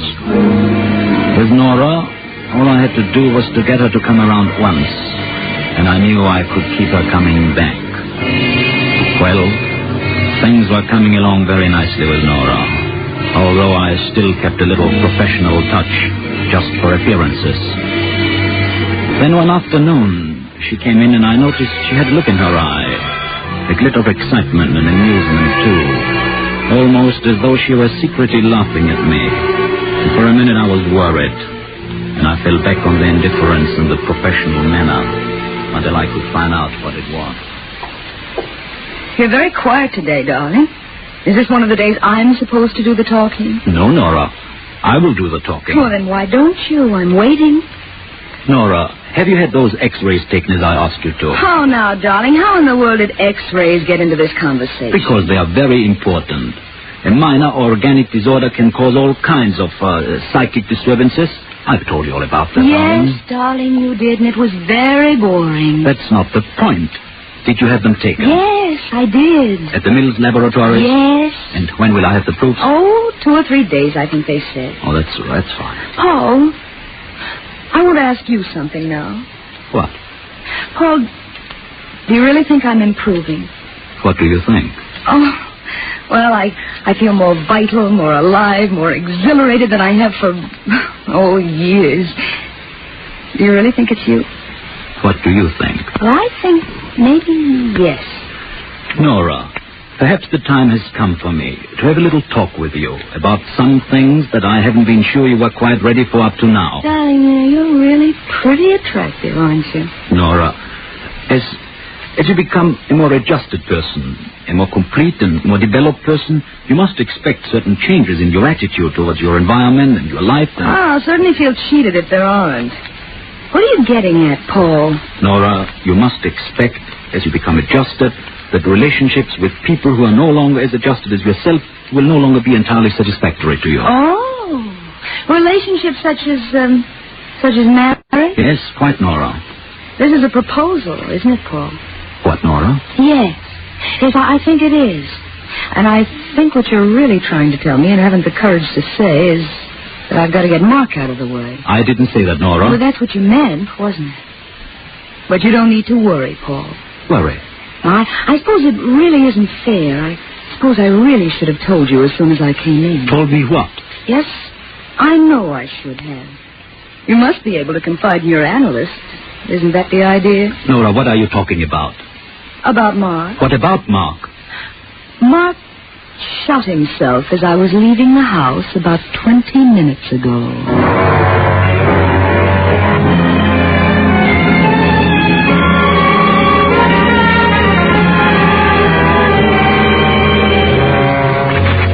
This, of course, was a wonderful break. In all my plans, I never thought Mark would bow himself out with as little fuss as that. I must say he was a sport about it. No notes left behind, no accusing anybody. He just put the gun to his head and that was it. After that, it was easy. Nobody knew anything yet, so I was able as Nora's analyst to say that it was vital to her health to get away.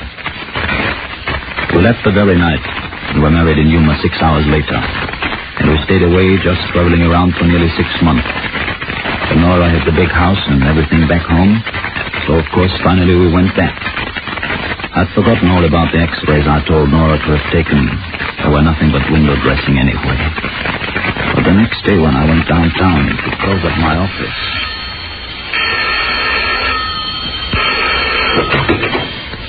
Dr. Ferrari speaking. Who? Oh, yes, Mills Laboratories, yes. Yes, of course. Oh, yes, x-rays for Mrs. Ferrari. Yes, well, what is it? Tell me. What? Oh, this is terrible. Are you sure? She's my wife, you see. I'm very sorry. Forgive me, yes. Listen, you must promise me one thing.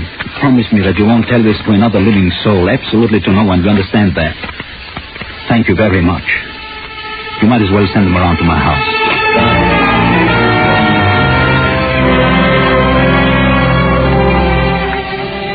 I could hardly believe it. Because, you see, I hadn't really made up my mind yet when I was going to kill Nora, or how. I only knew for a certainty that she would become unbearable eventually, and then I would have to do it. But now, there was my answer. The breaks were coming my way all right and fast. Of course, Nora became more and more difficult, just as I'd known she would, but I could stand anything now. That is, I thought I could. But one day I went into my study, I'd closed my office, but the big stud in the east wing did come in handy every so often, and I always kept it locked. Only this time when I unlocked the door and went in, there was Nora. Oh? Hello? What are you doing in here, Nora? What do you mean? What am I doing in here? Just what I said. What are you doing in here? Going through your things? Yes, I can see that, and why? Paul, you seem to forget that this is my house. And you seem to forget that these are my things. And that the reason I keep them locked up is precisely so that you won't go sticking your nose into things that are none of your business. Now, get out of here. Oh, no. Nora, are you going to walk out, or am I going to put you out? Neither, I think. Who was that woman who was in here this afternoon? A patient. A patient. You haven't had a patient since you retired on my money. That's right. And enjoying every penny of it. Who was she? I told you, a patient. You're lying. All right, I'm lying. She was anything you want to think. Now, will you please go away and leave me alone? Then I suppose these are hers. Oh, you found those, did you? Yes, I found them, did I? And would you mind telling me why any patient of yours has had full-length X-ray pictures? Oh, really, Nora? You're beginning to board on the psychotic. You don't think I get excited about X-ray pictures of women, do you? What are these pictures? I see you've forgotten, my dear, that when you were more impressed with my talents than you seem to be now, you had some full-length X-ray pictures taken. Oh. Those are yours. I don't blame you for not recognizing yourself. Beauty is only skin deep. Paul, why did you stop analyzing me? Because you didn't need it anymore. You decided that rather suddenly, didn't you? Yes, I decided that the day after I married you. Now, will you please leave me? You're becoming very tiresome. Tiresome? Now I'm tiresome. After you drove poor Mark to his grave. Oh, so you're bringing in poor Mark now. Bring him? Oh, if I could only bring him back. Oh, stop it, Nora. You wouldn't have Mark back if he walked into this room right now. Oh, wouldn't I? No, and I'll tell you why. You never did want Mark from the moment you found out that you could snap your fingers and he would come running to you like a puppy. And you wanted me from the moment you found out that I wouldn't. And that's why you wouldn't leave me if I tried to beat you away with a club. How's that for analysis? Oh, you beast. You vile, contemptible beast. So I am a beast. But until you find some way of taming the beast, you are stuck with it. And that concludes the lesson for today. Class dismissed. Maybe I will, Paul. Maybe I will find some way of taming the beast. Go ahead and try. And in the meantime, you might try being a little more like a human being yourself. In the short time you have got left. What do you mean? What I say. What do you mean? All right, Nora. I've tried to keep it from you. But maybe you've got that coming to you, too. Oh, what are you saying? It's not what I'm saying. It's what those X-rays are saying. And if you don't believe me, take them to any doctor. I asked you what you were saying. Why don't you tell me? You've got a brain tumor, Nora. You will be dead in about 90 days.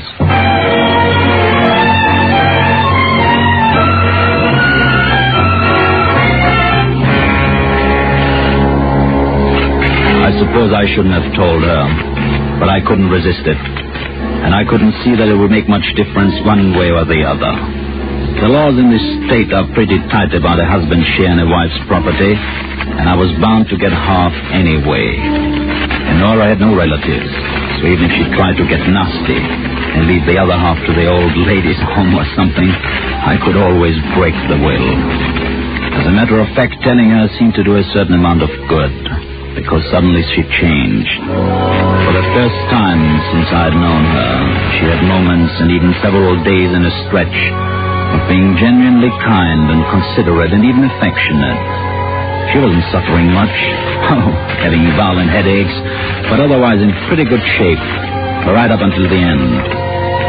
And the 90 days were nearly up when she called me into her room one day, and I went in and sat beside her on the bed. Paul, do you ever think much about death? Oh, darling, you mustn't have morbid thoughts like that. Maybe it won't happen for a long time. Maybe. Oh, my thoughts aren't morbid. I really don't mind now. I don't mind in the least. That's the way to be, Nora. But what about you, Paul? What about me? Yes. How do you feel about death? Well, I guess I never thought much about it. Oh, well, don't you think everyone should? Maybe. What do you think, Paul? Well, I can't say that I'm exactly looking forward to it. But it looks like I'm lucky. Looks like it's still a pretty far away for me. That's funny, Paul, because you know, I am looking forward to it. You're looking forward to it? Paul, don't you think that if somebody really accomplished something by dying, they would look forward to it? You mean being a hero or a savior of your country or something? I don't believe in heroes. No, I don't mean that. I mean, if someone did something for themselves, something they wanted to do more than anything else in all their lives, and the only way they could do it was by dying, well, then wouldn't they look forward to it? Well, maybe. Though I can't quite imagine the circumstances. No, I suppose you can't. But, Paul... Yes? If someone lost everything they'd always wanted by dying, that would be terrible, wouldn't it? Yes, I guess it would. Dying would be torture then, wouldn't it? It'd be the most terrible torture that any human being could ever experience, wouldn't it? What's this all about, Nora? I never knew you were a philosopher. Paul, did you ever see this before? Why, yes, that's Mark's gun, isn't it? The one he killed himself with. That's right, Paul. Mark's gun. What are you doing with it up here? Well, didn't it ever occur to you that I wouldn't go without taking you with me? No, Nora, you are... What are you talking about? Give me that gun. No, don't move, Paul. Nora. That hurts, doesn't it, Paul? You wouldn't get the money then, would you, Paul? You wouldn't get the money or anything, only death. You see, Paul, they wouldn't hang me, would they? They wouldn't have time, because I'll be dead in a few days. But I'll still be alive when you're dead. Nora! You see, Paul, I did find a way of taming the beast after all. Nora! No!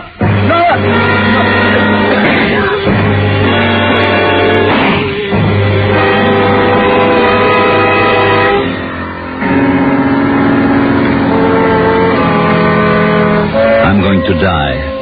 There is not the slightest question about that. Probably by tomorrow night at the latest. That's why I'm able to tell about this. It doesn't matter now. Nothing matters much when you are dying and you know you are dying. But Nora was right. It would have been torture except for one thing. I still had one break coming. I've still got one last laugh. Because now I know how Nora is going to feel when she goes. Because she told me so herself. She told me what torture it would be. For me, she thought. Only it won't. It will be for her. Because it wasn't more than half an hour after she had shot me that the phone by her bed rang and she answered it in person. Hello? Mrs. Van Nostra, that is Mrs. Ferrari? Yes? Oh, thank heaven we've located you, Mrs. Ferrari. There's been a terrible mistake. Well, who is this? This is the Mills Laboratories. We took some x-rays of you last year, do you remember? Yes? Well, this has never happened before, but we were checking through our files today when we found out about the mistake. We sent you the wrong x-rays. The other patient just died, and that's how we came to find out about it. So, you see, Hello, Mrs. Ferrari? Mrs. Ferrari? Yes? So I say, you see, you're in perfect health, and you'll probably live to be 100. Hello? Hello, Mrs. Ferrari? Hello? You live to be 100. You live to be 100.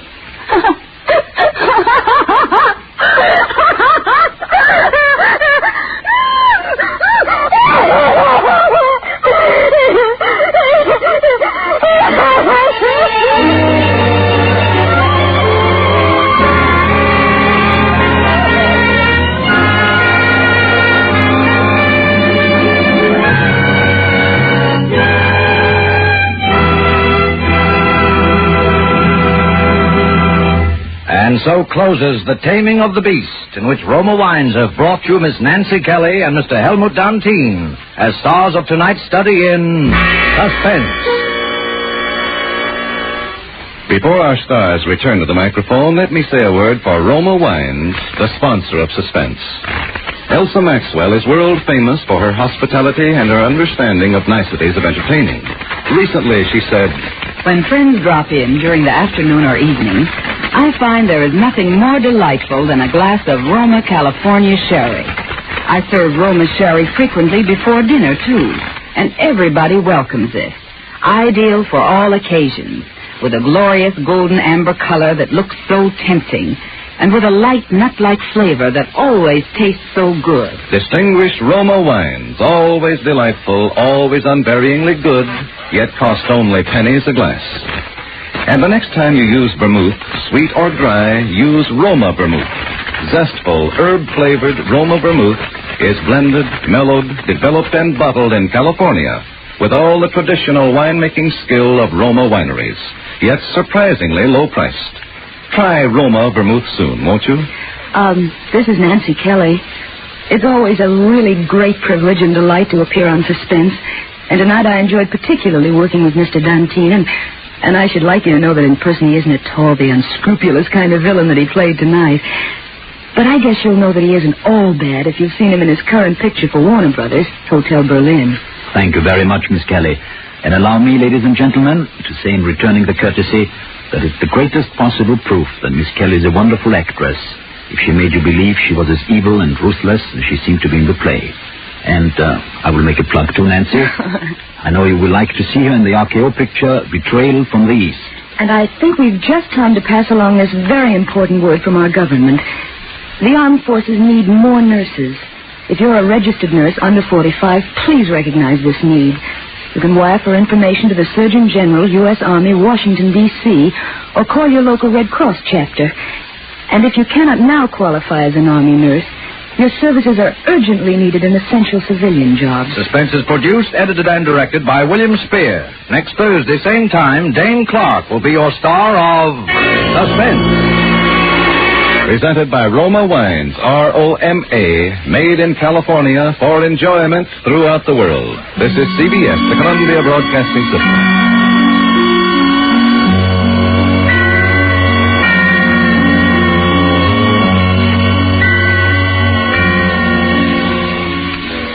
Now, the Roma Wine Company of Fresno, California presents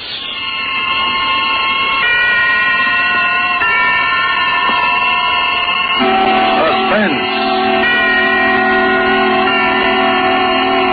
Tonight, Roma Wines bring you the suspenseful play called A Guy Gets Lonely, starring Dane Clark. Suspense is presented for your enjoyment by Roma Wines. That's R-O-M-A, Roma Wines.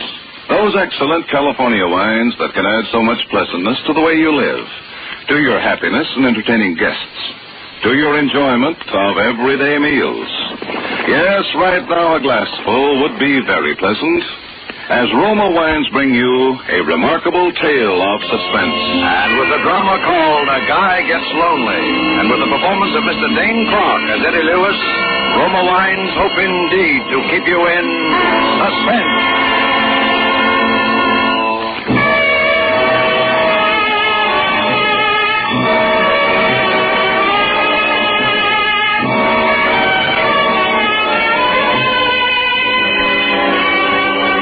Have you ever been lonely, desperately lonely? Well, there's an emptiness in the pit of your stomach that no food can remove. There's a coldness about people's faces that make you shudder. And you do silly things when you're lonely. Maybe that explains what happened to me. Maybe.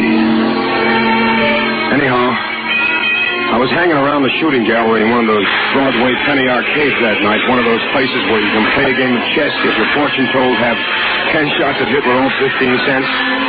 And I was alone, as usual, thinking the dull, drab, dreary things a guy thinks about when he's alone. When suddenly an old man standing next to me said, Well, my aim is not what it used to be. So, got a match, my boy? Match? Oh, sure, here. Oh, thank you. You haven't by any chance got a cigarette to go with that match, have you, son? Of course, here, take one. Oh, thanks again. You know, with cigarettes so scarce nowadays, the only way a gentleman gets a smoke is to buy them himself. Yep. Thank you. What's the matter, kid? You look like your ship came in, only your mother-in-law was aboard. Oh, nothing. Oh, come on. Fess up to old Horace. I'm Beatrice Fairfax without the girdle. Well, I'm just fed up with this town, that's all. There's nothing wrong with this town, kid. Like all in the town. Yeah, except the one you grew up in. I suppose you're right. You know what you need is a little diversion. Oh, here, my man. Load these guns up again, will you? Yes, sir. Both guns, After that, you'll try it again, won't you, son? All right. Okay. You know, I think perhaps I've got just the right medicine for your homesickness, young fellow. Oh, what's that?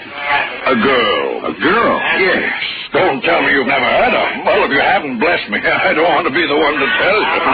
There we are. That's it. Here you are, sir. That'll be $2. $2? That's right, chum. There's a war on, in case you haven't heard. Ammunition's kind of hard to get nowadays. Oh, well, as a matter of fact, it's a little dark in here, and my eyes aren't what they used to be, so perhaps I'll simply forget. No. Here's the money. Go on. Go ahead, Pop. Shoot.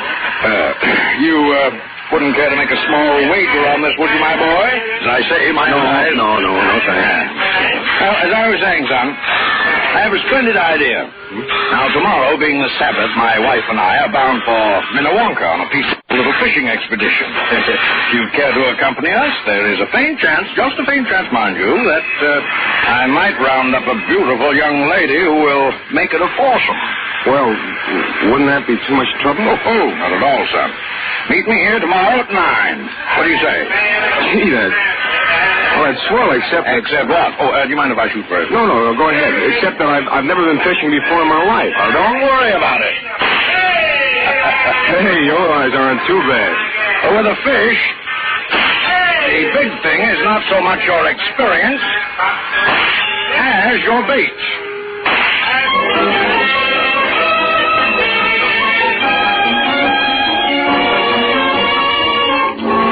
The idea of not being alone again on Sunday is what excited me. I didn't give much thought to the girl until I saw her.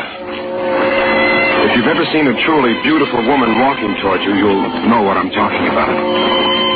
First, you see the tiny gray silhouette in the distance, and then the figure seems to spring to life. Each curve swells into place, and finally you see the smooth oval face and the long auburn hair dancing in the breeze. And before you know it, you're in a trance, that's all.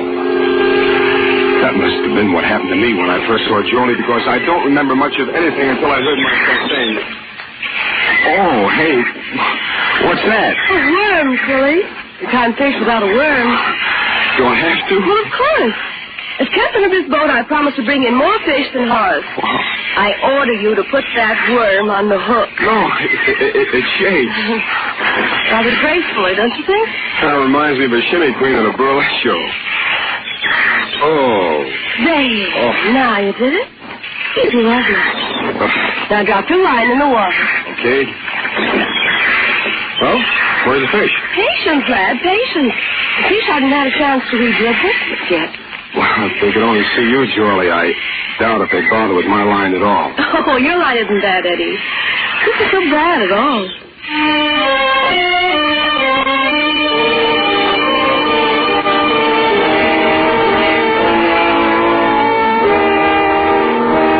I guess in the next few hours I told her just about all I could remember about myself, about wanting to be an actor and leaving home and coming to this town and the disappointments and how I decided to go home while I still had some money left.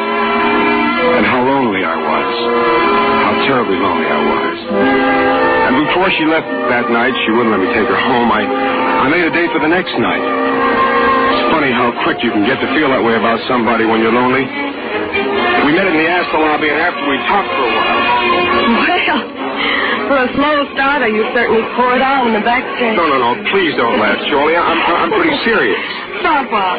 About you. How about me? Jolie, look. I was planning to go home today. I had the ticket in my pocket, and this morning I turned it in. Oh. Look, I still want to go home, Jolie, but I want you to go with me. You want what? I want you to marry me.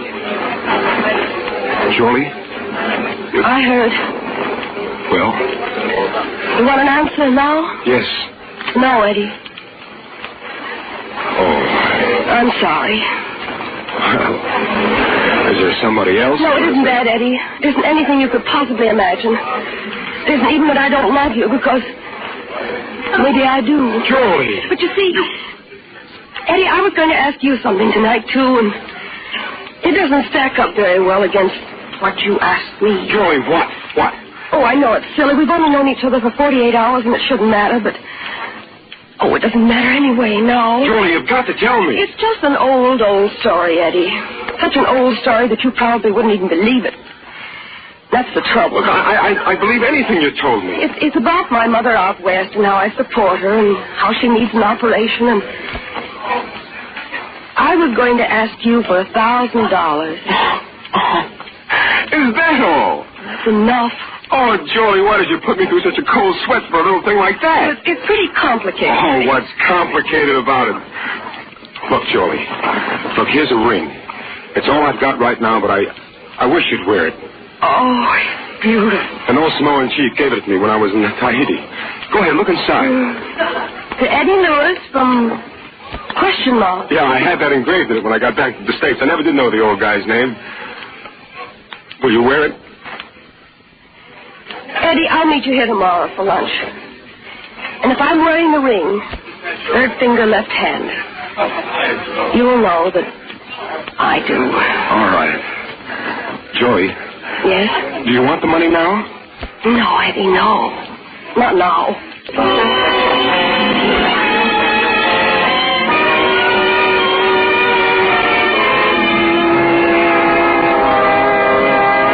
The next day I was there waiting for her, way ahead of time again, but this time she was late. After a half hour, I began to get worried. Then I began to get scared. And after a full hour had gone by and she still hadn't shown up, I was half crazy. And then I felt a hand on my arm and a voice speaking over my shoulder. You waiting for somebody? That's right. A lady? Yeah, what about it? Was your name Eddie Lewis? Yes. Say, what do you know about the fact that I'm... We found your name written in lipstick on the back of a bathroom door up on the 10th floor. After it said, ask the lobby, 1 o'clock. So we sort of put 2 and 2 together. You see, I'm from headquarters, Eddie. I'm a detective. Detective? Listen, if you know anything about Jolie Andrews, I was supposed to meet her here about an hour ago, and she hadn't... Would she have been wearing this ring by any chance? Well, that's right. That's my ring. Where is she? She's down at the city morgue, Eddie. She's dead.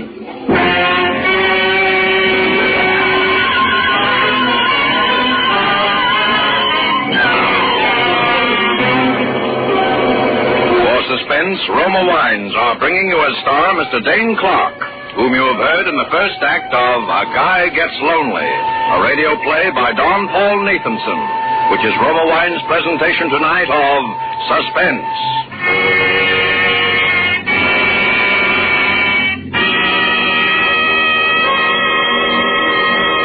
Between the acts of Suspense, this is Truman Bradley for Roma Wines. Gracious hostess, internationally known on entertaining, Elsa Maxwell's suggestions are always worthwhile. Spring is here, and nature is again bursting into life. Let's bring some of this beauty to the dinner table.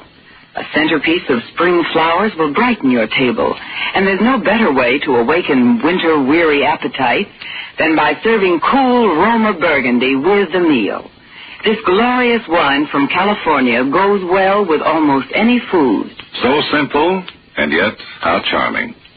A few flowers to give your table the gay note of spring. A bottle of cool, delicious Roma Burgundy as the subtle accompaniment to a savory meal. You'll enjoy the tart piquancy, the fruity, robust taste of this distinguished Roma Burgundy. Like all Roma wines, unvaryingly good, always high in quality.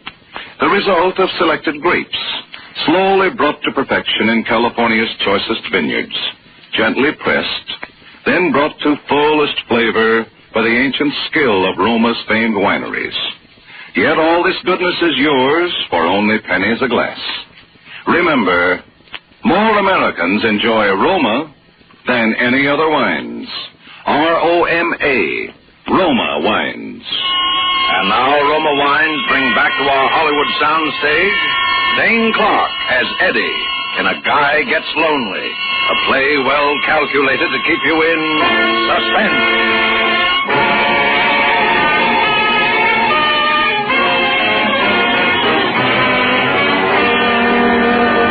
My mind was going round like a merry-go-round.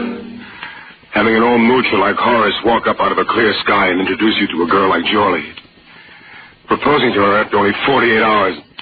And then having a cop come along and tell you she's dead. They took me down to headquarters and I was there all day answering questions and trying to dope out what had happened myself. I even told them how she'd asked me for $1,000, but they didn't pay much attention to anything I said. Simple case of suicide, and that's that. But it couldn't be. Jolie wouldn't commit suicide. You recognized her, didn't you? Well, what? People don't look quite the same after they've fallen 10 stories on a concrete site. But you recognized her? Yes, I recognize her. But why did she write my name on the inside of that door? How do I know what women think about before they jump out the window? I'm not Mr. Anthony. Well, look, maybe somebody followed her. Maybe somebody tried to force the door. There wasn't any lock on the door. Then it would have been that much easier. Maybe somebody... Look, Eddie, just what are you trying to make out of this? I don't know. All I know is it couldn't have been as simple as this. You wouldn't be thinking about murder, would you? Maybe. Now, Eddie, this sort of thing happens all the time. Look, I'll draw you a picture. Friendless girl meets guy. They start going together. Then she asks him for money. He doesn't give. The next day... Look, I told you... I ain't doing that talking. She asks him for money and he doesn't give, see? The next day she writes his name on the handiest plain white surface and... boom. Now, how does that look to you? All right. But what about Horace?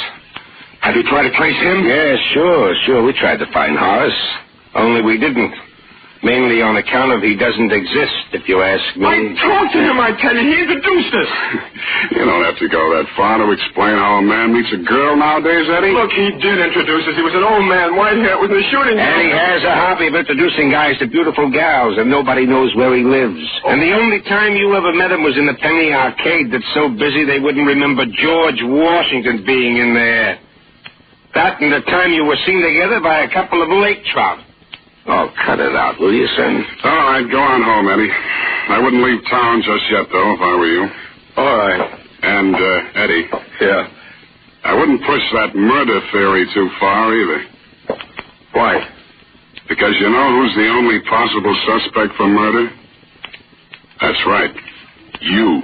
At first, I didn't know what to do or what to think. I didn't blame the cops. From where they sat, it just didn't make any sense any other way. And then, all at once, I knew what I was going to do. First, I moved to another hotel, just in case. And then I started growing a full beard, and I dyed it black. And my hair, too. You see, I'm a natural blonde, so it turned out pretty good enough to pass off for a night anyway. And I really am an actor. Maybe no Barrymore, but enough to give a fair imitation of an accent. And I got some different clothes, and then I was ready. I began haunting that shooting gallery because I figured that the old man had a system.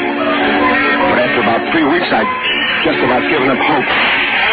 One Saturday night, I walked into a little place off Times Square, and I saw him. My mind was jumping through hoops, but I just sort of moseyed around and tried to look as down in the mouth as I could, and I kept my face out of the light. I felt pretty safe with the beard, so I went over and I stood next to him. My aim seems to be off tonight. Oh, pardon me, my boy. You have a match. I reckon I think I do. Sure, here you are. Oh, thank you. Thank you.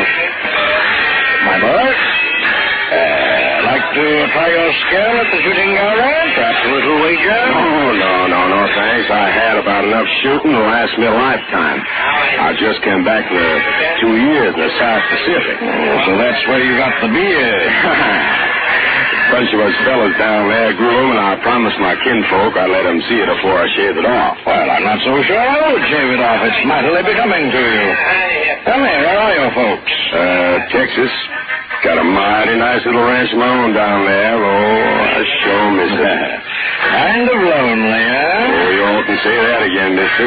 Son, if you'd forgive an old man for sticking his nose in somebody's business where he's got no power. Shucks, no. What's on your mind? I think I know just the medicine for you. Wow, what's that? A girl.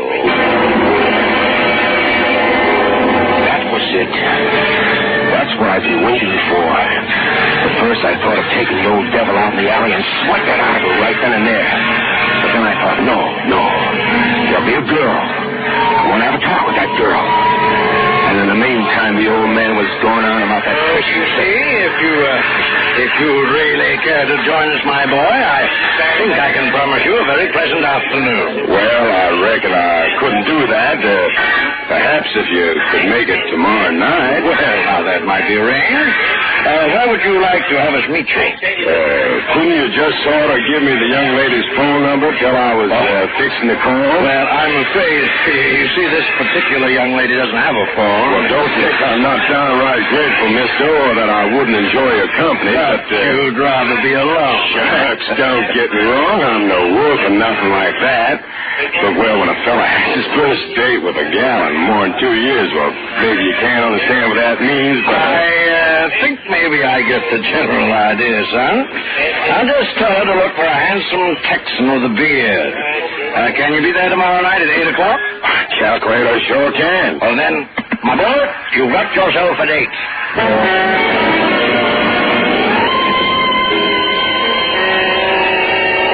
The next night I was there in plenty of time. I had plans for that girl. Lots of plans. As it got around toward 8 o'clock, I kept looking toward the street entrance because somehow I must have missed her. Because the next thing I knew, there was somebody standing beside me, and I heard a voice. Hello there.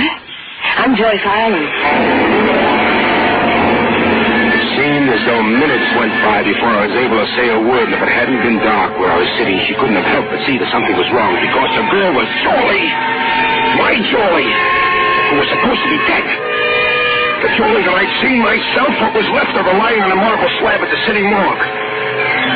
Then somehow, I managed to pull myself together and started talking. You're Johnny Farrell, aren't you?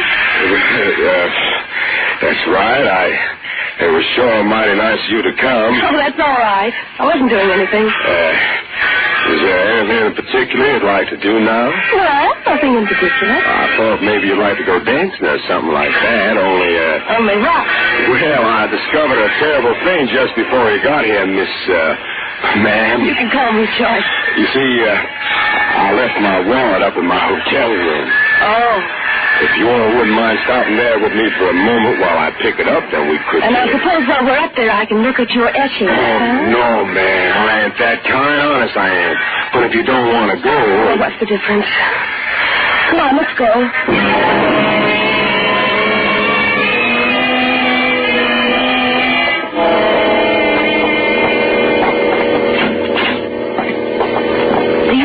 Keep it this dark in here? Well, there's a couple of bulbs burned out. I told them to fix it, but... Oh, well, never mind. Where's that wallet? In the closet there in my other suit. Say, Joyce. Yes? Would you mind if I stepped in here and sort of slicked up a little before we went out? No, go right ahead.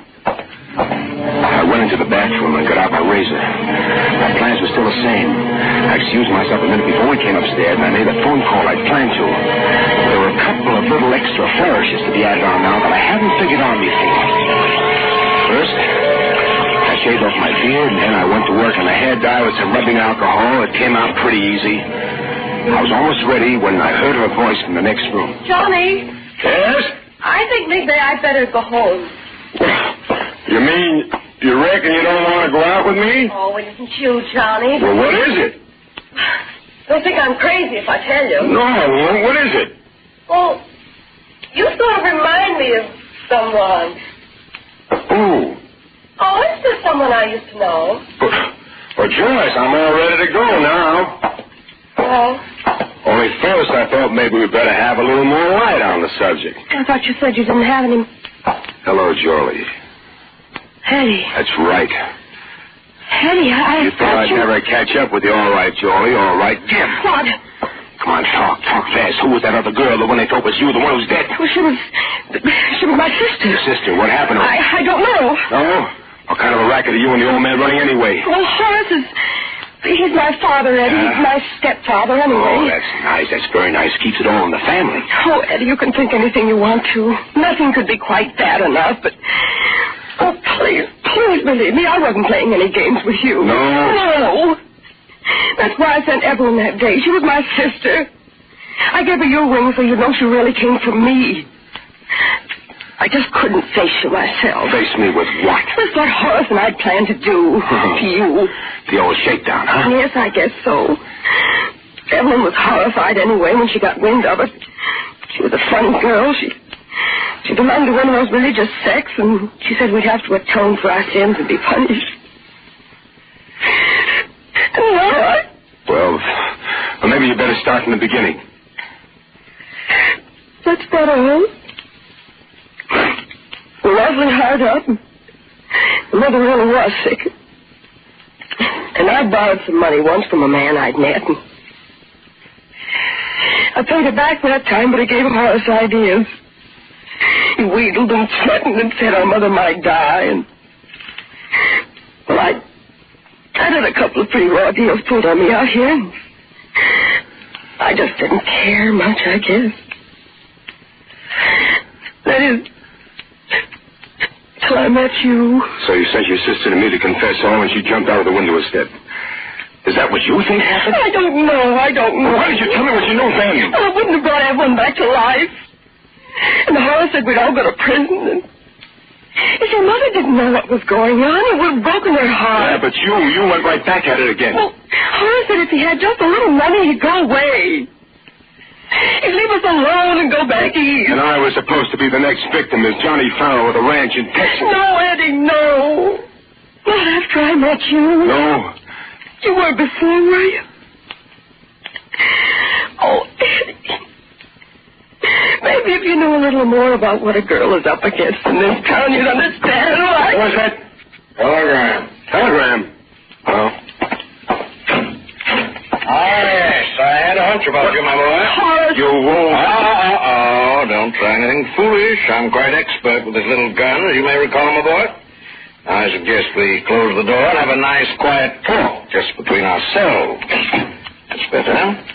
Well, in spite of all my admonitions, you still persist in this confessional mood, do you, my dear? Horace, what are you going to do? You young people may not see it quite my way, but I'm an old man, and I don't fancy the notion of spending my remaining years behind bars.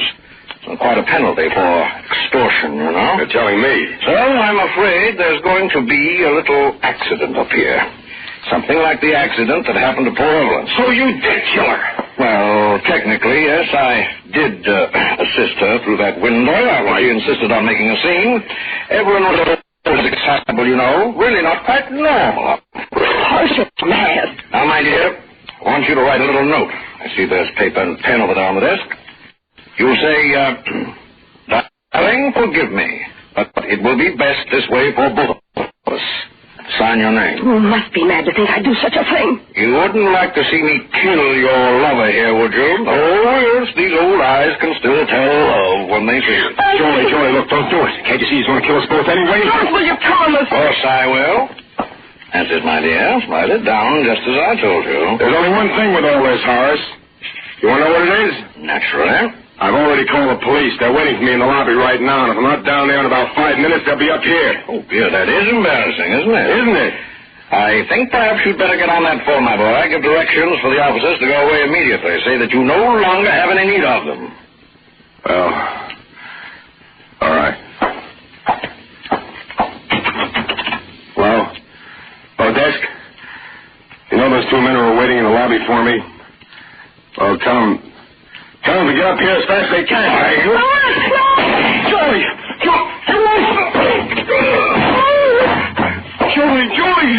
Joey, are you all right? I think so. It's on my shoulder. Oh, darling, you shouldn't have. I'd rather have had it than me. Look, I'll call the doctor. What's going on in here? We heard a shot. Look, they let us a man who's responsible for the suicide of Jolie Andrews. Only, it wasn't suicide. He killed her, and it wasn't Jolie Andrews. Of course, that's Jolie Andrews here. What? Hello? Oh, sorry, I gotta get a doctor. Wait a minute now, will you? You're not making sense. Well, don't you see? Jolie Andrews is right here. It wasn't Jolie Andrews who was killed, and it wasn't Jolie Andrews in that morgue. I was on a fishing trip, you see, and I met a guy named Horace, and he wanted me to have a match, and Isn't she wonderful? I love her. Isn't she marvelous? And then we went to a hotel, see? And the next thing I knew, I was waiting for her by half the lobby. And this guy comes along and tells me my girl's dead. But it wasn't Charlie. It wasn't.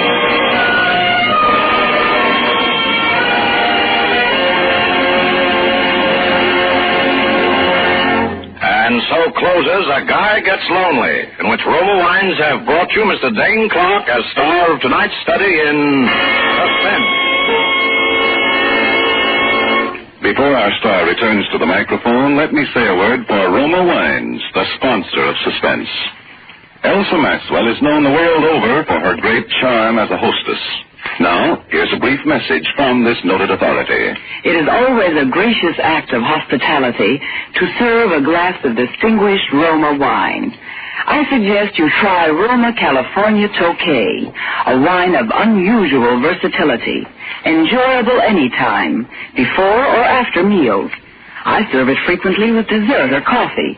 It's perfect with fruit or nuts or any light flat. Follow Miss Maxwell's good suggestion. Try Roma Tokay, a velvety smooth, flame-bright wine, moderately sweet, light, yet delightfully rich in flavor. And you will find that all Roma wines are always delicious, always of unvarying goodness and fine quality. The next time you use vermouth, sweet or dry, use Roma vermouth.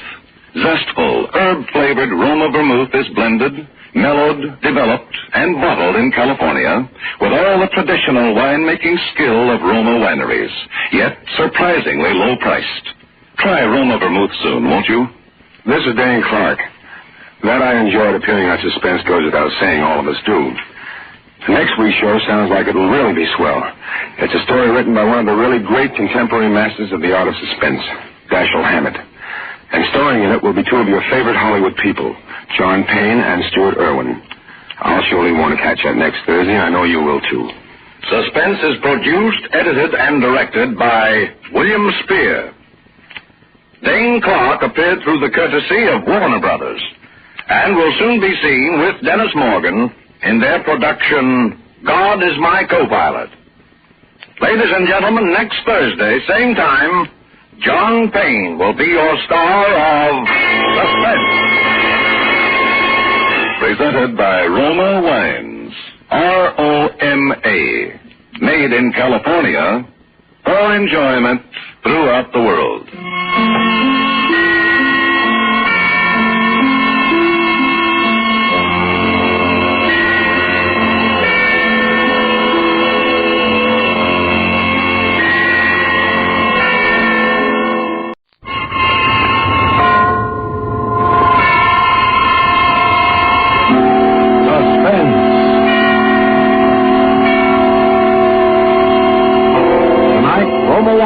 Bring you a play of suspense and smile, starring William Bendix and Alan Jocelyn.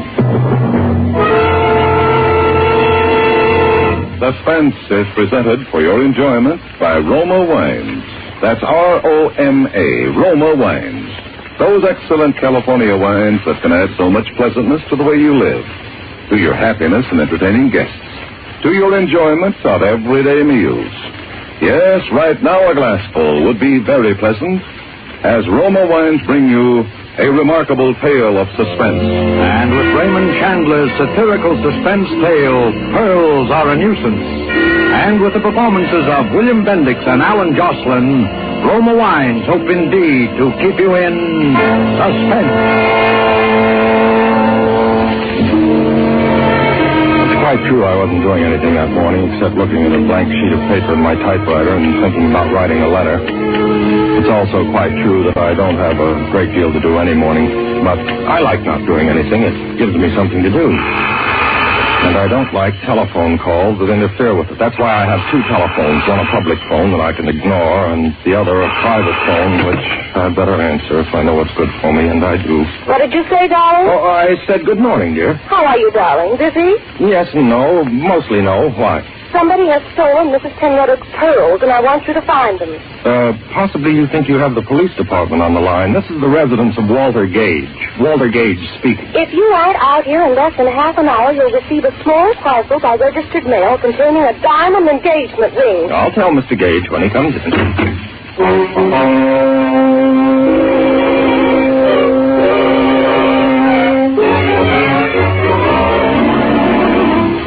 I went naturally. I even hurried. Ellen's voice has that effect on me. I think it's the way she says, Walter, darling. Yes, Ellen.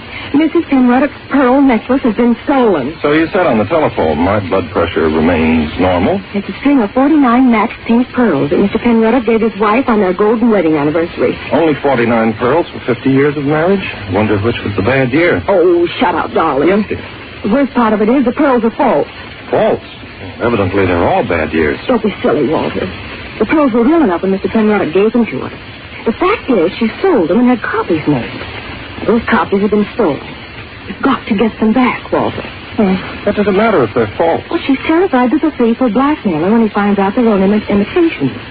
If Mr. Penruddock ever hears that she sold original... I begin to see what might be described as daylight. But where do I start looking for these baubles from which your elderly employer is so loath to be separated? Because I know who stole them. The chauffeur we had here a few months, Walter. A horrid big bruiser named Henry Eichelberger. He left suddenly the day before yesterday for no reason at all, without a word. I'm sure he stole the pearls. How big did you say he is? About 6 feet. In that case. 3. 3? 6'3"? 3. I'm sure he didn't take them, dear, couldn't it? He tried to kiss me once, Walter. Oh, he did. Tried to kiss you, huh? Where is this big slab of meat, darling? Here's the address he gave me when he first came here to work. Sounds like an unpleasant neighborhood. Not half as unpleasant as it'll be for Eichelberger when I arrive. Tried to kiss you, did he? The pearls are the important thing, Walter. And be careful. He's 6'3", remember? I find it difficult to forget.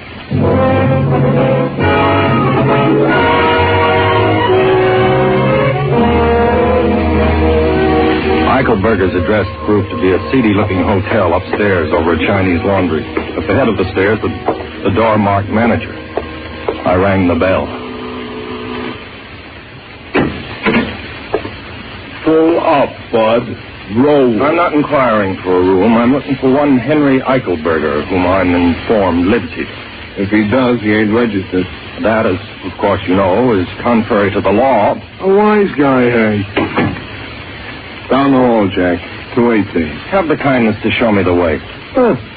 What do you know? A duke, no less. Okay, your lordship. Pick up your feet, eh? This is it.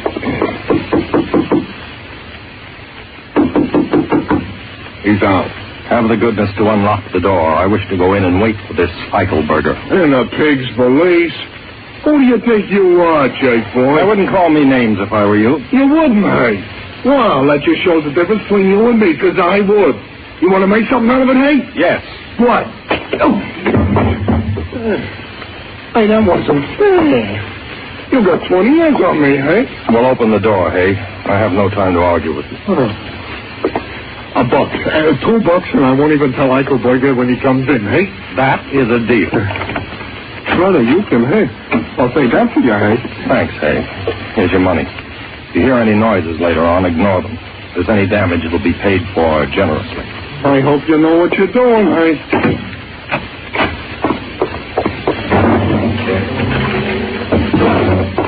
I searched all the likely places where he might have hidden the necklace. Then I searched all the unlikely places.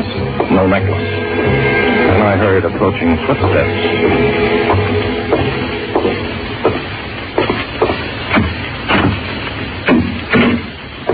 How did you get in here, Sonny? The explanation of that can wait. I'm looking for one Henry Eichelberger. Are you he? Get you, a real comedian. Wait till I loosen my belt before you make me laugh. My name's Gage, Walter Gage. Are you Eichelberger? Give me a nickel and I'll tell you. I'm the fiancé of Miss Ellen McIntosh. I'm informed that you tried to kiss her. What do you mean, tried?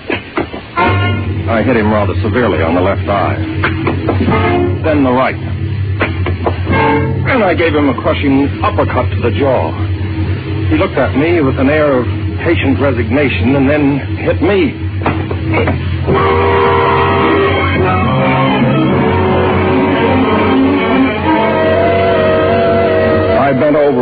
ball of the room with both hands and spun it. When I had it nicely spinning, I gave it a full swing and hit myself on the back of the head with the floor.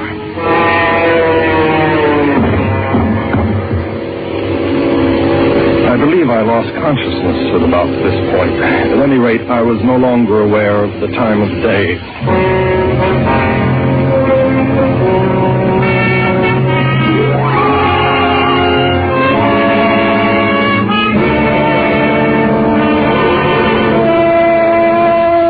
For Suspense, Roma Wines are bringing you as stars Mr. Alan Jocelyn and Mr. William Bendix, whom you are hearing in Pearls Are A Nuisance by Raymond Chandler, which is Roma Wine's presentation tonight of Suspense.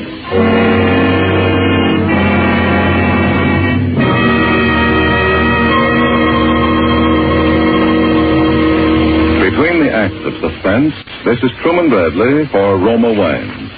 We quote now a brief word from the famous hostess, Elsa Maxwell.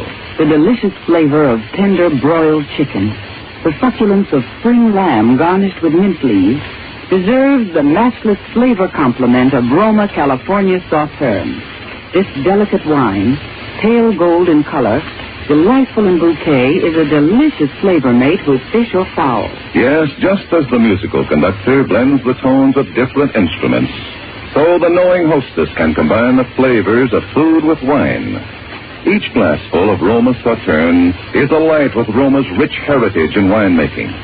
Here is a masterpiece of a wine grower's age-old skill. And all Roma wines, you'll find, are always unvaryingly good. The result of carefully selected grapes, picked at the peak of perfection in sunny California's choicest vineyards, and gently pressed.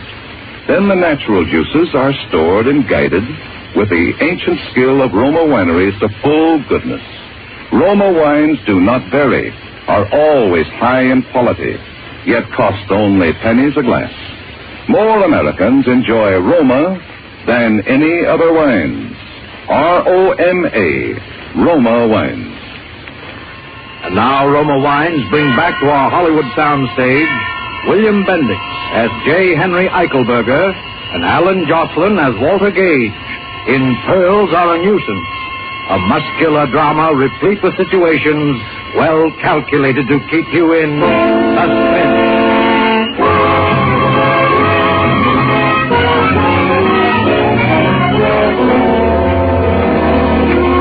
I was thinking about the possibility of getting back to my feet in the very near future. A wet towel began to slap at my face, and I opened my eyes. The face of one Henry Eichelberger was close to mine and bore a certain appearance of tender solicitude. All right, but I thought maybe you was killed, Jack. You got a stomach as weak as Chinese tea. What happened? As if I didn't know. You tripped on a itty-bitty tear in the carpet. You feel like getting up? Here, I'll give you a hand. Come on. Thank you, Henry. May I call you Henry? No tax on it. You look okay. Why don't you tell me you were sick? Eichelberger, you swine, that does it. Cut it out. You'll mess my hair. I wish you'd fall down when I hit you, Henry. Just once. It would do wonders for my morale. You know, you and me could get along, Jack. I never kissed your girl, even if I ain't saying I would like to. Is that irritating on you? Well, no, there's another matter. Sit down and tell me the score. Only, no more haymakers. They give me a headache. Promise? I promise. Tell me, why did you leave the employ of Mrs. Penrodot? You tell me. Am I what you might call a good looker? Well, Henry... Insult me? No, then. I wouldn't call you handsome exactly, but unquestionably you ate your spinach as a child, if that's a consolation. Get you a real comedian. Wait till I loosen my belt. Look, suppose you fell for a doll with stars in her hair. A guy like me that looks like a taxi going down the street with both doors open. Then suppose you get a job where you see this doll all the time and every day and you know it's no dice. What would you do, Jack? Me? I just quit the job. Ellen? Yeah. Henry, I'd like to shake your hand. Go ahead. Now, there's one more thing. One rather insignificant detail. I'm empowered to arrange for the return of Mrs. Penrodot's pearls. $50 reward and no embarrassing questions. You got nerve, Jack.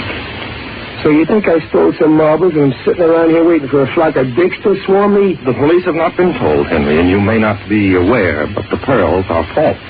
False? It means therefore? Exactly. And you think I'd bother myself to hook some phonies? You mean you didn't steal the necklace, Henry? Now, look. If they was ringers, I wouldn't be bothered. And if they was real, I wouldn't be holed up in no cheap flop in L.A., waiting for a couple of Carlos or Johns to put the sneeze on me, would I? That's exactly what I thought, Henry. Well, as long as you didn't steal them, how'd you like the job of helping me recover them? Are you kidding? No, Henry, it's obvious that if you didn't snatch these marbles, I believe that's the expression, someone else did, and you can help me find him. How about it? Why not? Why not, indeed? Well, you got any ideas of where to start? Yes, I have. I feel that we must, as they say, tap the grapevine.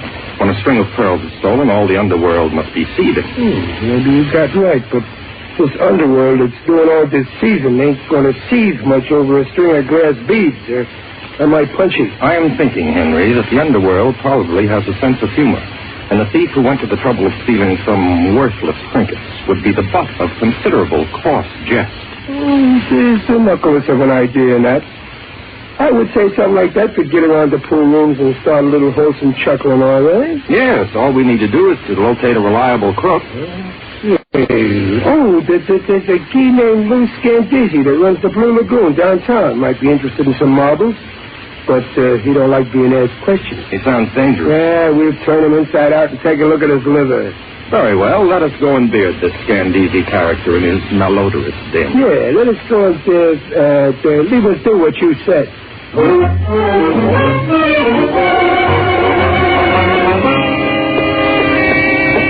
Mr. Scandizzi's Blue Lagoon wasn't difficult to find. It was a rather soiled establishment bathed in an unpleasant blue light. Henry and I went through a small, dim dining room to a door marked private. You Scandizzi? Who wanted to know? Me and my friend here want to talk to you. Oh? Let's talk. I'm listening. About some pearls. 49. Is that right, Wilder? Quite right. A pearl necklace that somebody hoisted. Go on and get out before I have you thrown out. You do what? I'll do nothing. Yeah, that's better, Doughface. What about them pearls? Well, I don't think I heard about it. Try to remember. Maybe if I pulled off one of your ears, it might help. Henry, you seem to be doing all the work. Do you think that's quite fair? Sure. Okay, you work them over. These fat guys brew something lovely. Oh, take it easy. I ain't heard nothing. You guys insurance men, huh? Now you're cooking with helium, Doughface. What insurance company you boys work for? Give him our card, Wilder. No, this is my personal card. It has my phone number on it. Yeah. Okay. You may be surprised. You may get a call. What do you think, Wilder? You think this muzzler is leveling with us? I dare say he wouldn't be above telling us an untruth. Who gets you, a real comedian? Wait till I loosen my belt. You've given us the straight goods, Scandizzi? Great goods, absolute. We'll cooperate. I bet you get a call. Okay. So long, Scandizzi. And keep your schnozzle clean if you don't want to be looking for it under your desk, hey? And that goes for your cap, too, Scandizzi, hey? Well, what now?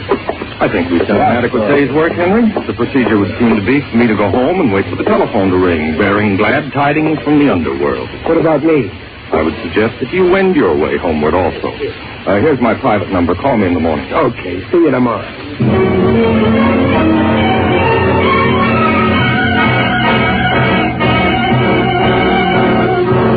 I went home and waited for the phone to ring. I must have fallen asleep after a while. It was quite dark when the call came through. Well, here goes. Walter Gage speaking, Acme Insurance Company. When did you become an insurance company? Oh, it's you, Ellen. Why didn't you call on the private phone? I didn't have the number handy. You haven't found the pearls yet. How'd you know? You just got a telephone call. From whom? He didn't say. All he said was he heard from somebody named Stan something. Scandizzi? Oh, that's it. That we were looking for the pearls. Has he found out the pearls are false? No. I didn't tell him. All right, don't worry. We have an idea how to get them back. We? Who's we? Henry and me.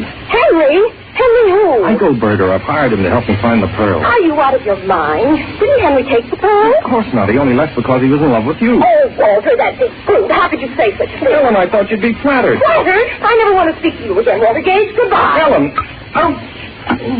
Women, I sometimes wonder. Hello, honey. I'm so glad you called back. Listen, darling, Who you calling honey, sweetheart? Who's this? Never mind. Your name Gage? Yes? A guy named Scandisi says you're looking for some oyster fruit. A frail named McIntosh says you're the guy to talk to. Possibly. Well, I got 49 of them, pal. Pink ones. $5,000 is the price. Oh, that's absurd. Those pearls happen to be false. Quit your kidding. You heard me. 5 G's. I'll give you tomorrow afternoon to scrape it together. Then I'll call you and let you know where to meet me.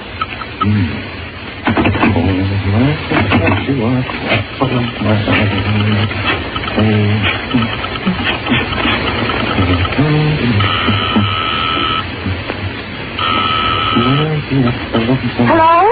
Ellen, this is Walter. I told you I never wanted to speak to you again. All right, I won't speak to you. Just tell me the name of the man who sold Mrs. Penroddick's pearls for her. Gallimore, Roger Gallimore. He has a jewelry company downtown. Thank you. Walter! How do you like it, darling?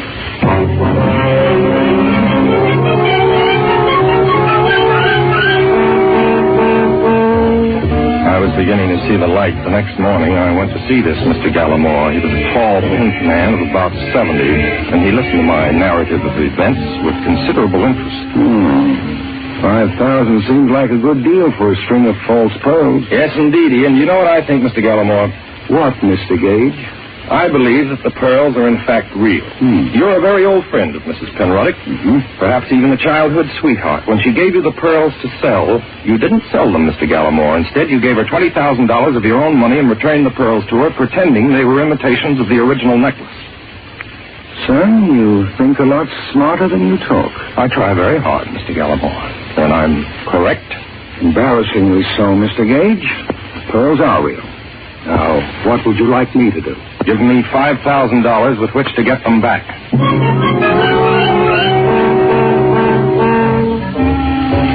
Mr. Gallimore felt much better after he'd had a glass of water. Some hours later, I managed to convince him that I knew approximately what I was doing. He gave me a check for $5,000. This check, Henry.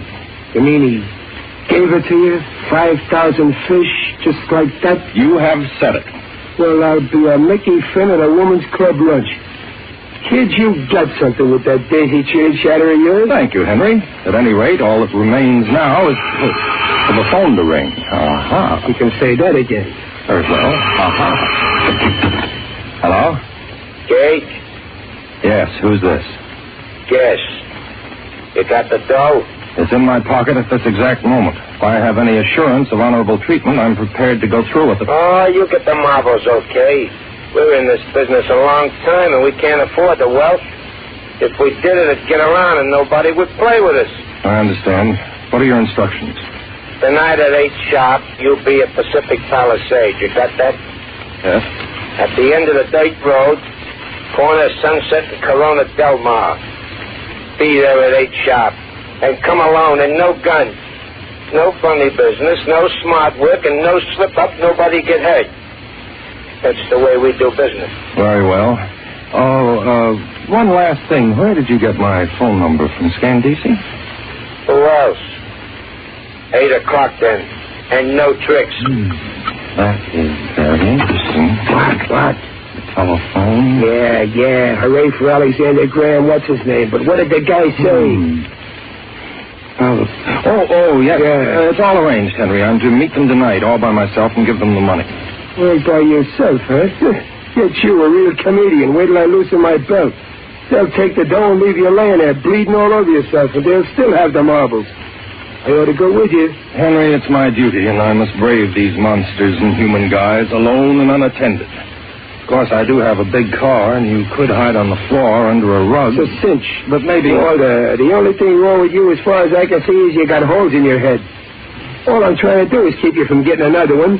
I'm going with you. So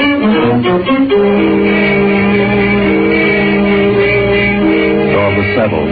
Henry was to go with me. That afternoon, I stopped at the bank, where I cashed Mr. Gallimore's check and changed it into $100 bills. $3,500. You counted as though it were your own. 5,000. 5,000? 5,000. And now a roll of quarters, please.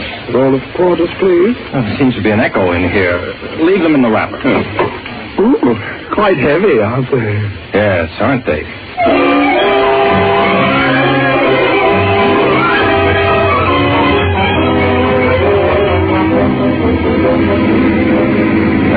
late that evening, I found myself out on the Pacific Palisades with Henry Eichelberger, boy, in the back of the car. I was very nervous. I think Henry was also. Neither of us were any too sure of what was going to happen that night.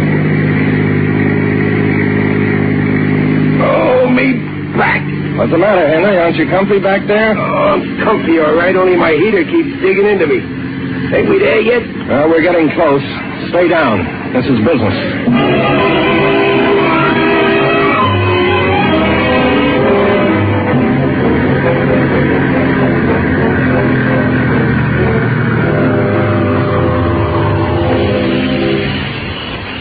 This is the end of the line, Henry.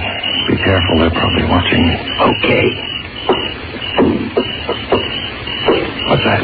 It's me, Walter. My gun is breaking my back. Well, stop sitting on it. I did. Anything stirring? No, keep quiet. I'll make like a little mousey.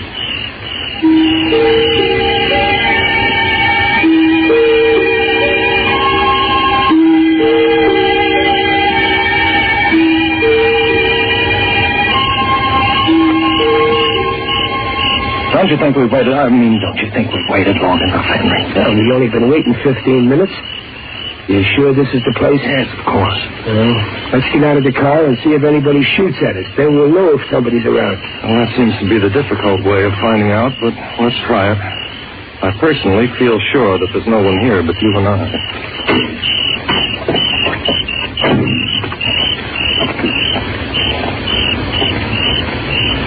Suckered. You know what happened, Walter? What do you think, Henry? Well, it was just a tryout, that's all. Tomorrow this guy calls you again on the phone and he says sorry, but they had to be careful and they'll try again tonight maybe. Maybe out in San Fernando Valley.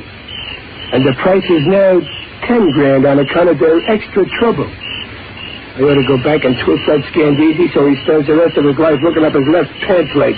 Well, Henry, what's the next move? Beat it home, I guess. Anyhow, I won't need this gun anymore. My back is sore enough from it.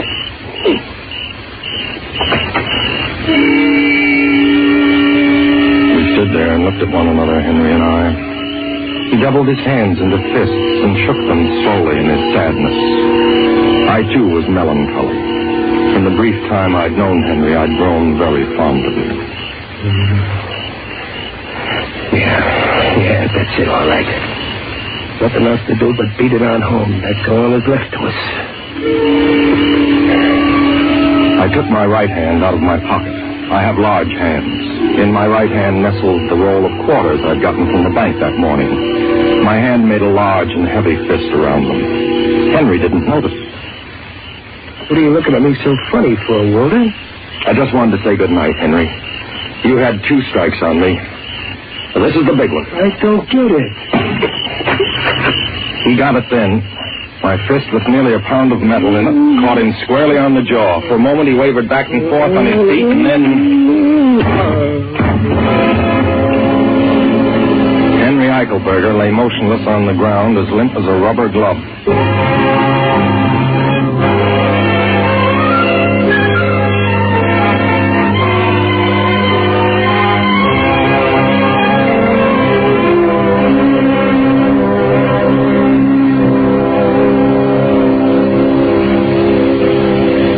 The pearls twined around his ankle inside his left sock. Well, Henry, I said, although he couldn't hear me, you're a gentleman, even if you are a thief. You could have taken the money a dozen times today. You could have taken it a little while ago when you still had the gun. But even that repelled you. You threw the gun away, and we were man to man. But still you hesitated. In fact, Henry, I said, for a successful thief, you hesitated just a little too long. But as a sporting man, I can only think more highly of you. Goodbye, Henry, and good luck, I said. I put a $100 bill in his chubby little fist and withdrew. End of story. But how did you know it was Henry, darling? Well, you told me so, little lemon cookie. You were quite sure of it. I know, but you must have had proof of some kind. Well, there was one other minor detail that convinced me Henry was the guilty party. I gave Scandisi my phone number, but I have 2 telephones. One's a private line. Only 2 people had that number. You were one of them. Henry was the other. When Henry's accomplice got in touch with me, he used the phone number I'd given Henry, not the one I gave Scandisi. You see? Oh, darling, you're so clever. Of course, you may kiss me if you like.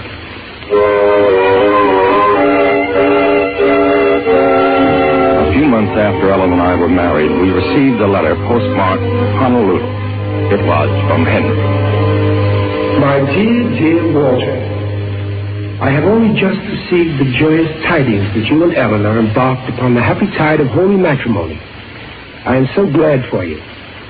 I often think of you, Walter, particularly with an overwhelming curiosity as to what it was you struck me with that night. Well, I dare say it can only be conjecture on my part now. A hammer, perhaps. But I allowed my jaw to be exposed to your weapon while I stood there meditating as to whether to take your 5,000 then or wait for 10 the following evening was a human error of judgment. At any rate, I entertain no feelings of ill will toward you. On the contrary, I am indebted to you greatly. The ease with which you talked Mr. Gallimore out of $5,000 has changed my life. I have been taking English lessons myself, and am now practicing on a wealthy widow woman, not without financial success. Toujours le sport. Devotedly, Henry. P.S. Was it perchance an anvil, I wonder? You know, Henry wasn't such a bad fellow. All I really disliked him for was his barbaric English. Now he's changed that. Maybe I should have married him. What do you think, Walter? Oh, gets you. A real comedian. Wait till I loosen my belt.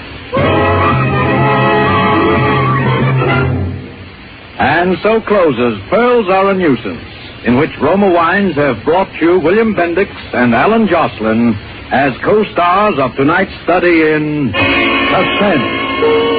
Suspense is produced, edited, and directed by William Spear. Before our stars return to the microphone, let me say a word for Roma Wines, the sponsor of Suspense. Elsa Maxwell's hospitality is always simple and unaffected. The other day she said, a few old friends, some comfortable chairs, a glass or two of good Roma California sherry, and there you have the perfect combination for a pleasant evening at home. In fact, you'll find the light, nut-like flavor of this glorious amber golden Roma sherry is delightful any time. A delicious prelude to dinner, a gracious note of hospitality whenever friends drop in. Best of all, Roma wines are so reasonably priced, any family can afford to serve them regularly. The goodness of Roma wines can add a lot to the joy of your daily living. Always delightful, always unvaryingly high in quality, yet cost only pennies a glass. And the next time you use vermouth, sweet or dry, use Roma vermouth.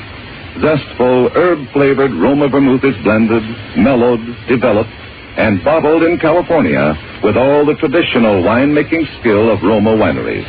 Try Roma vermouth soon, won't you? This is Alan Jocelyn. I trust that you dyed-in-the-wool suspense fans who are accustomed to somewhat heavier meat on these Thursday dramas weren't displeased with our efforts in the interests of gaiety and insouciance. Do you concur, Mr. Bendix? Who gets you, a real comedian? Wait till I loosen my galluses. Courtesy impels me to tell you that Mr. Bendix here is being heard weekly on his own radio show, The Life of Riley, and Paramount impels me to say that he'll soon be seen in their production 2 years before the match. Permit me to return the favor, Hayes.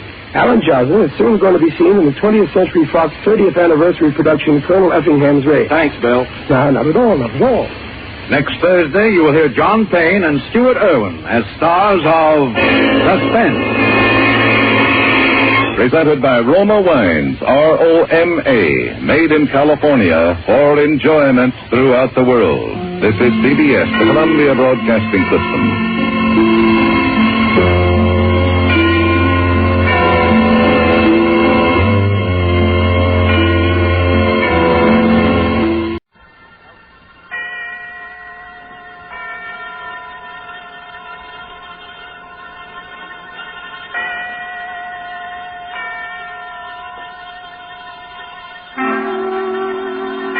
Suspense.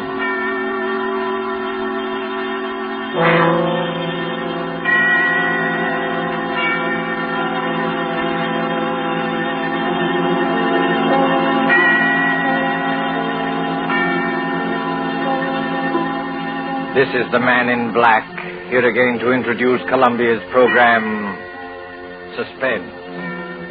Our leading lady tonight is Miss Nancy Coleman, one of Hollywood's most powerful and resourceful young stars, whose performances you may have admired in King's Row, the current Warner Brothers picture Edge of Darkness, and other noted films. The story called Fear Paints a Picture is tonight's tale of suspense. If you've been with us on these Tuesday nights, you will know that suspense is compounded of mystery and suspicion and dangerous adventure. In this series are tales calculated to intrigue you, stir your nerves, to offer you a precarious situation, and then withhold the solution until the last possible moment. And so it is with Fear Paints a Picture and Miss Nancy Coleman's performance, we again hope to keep you in suspense.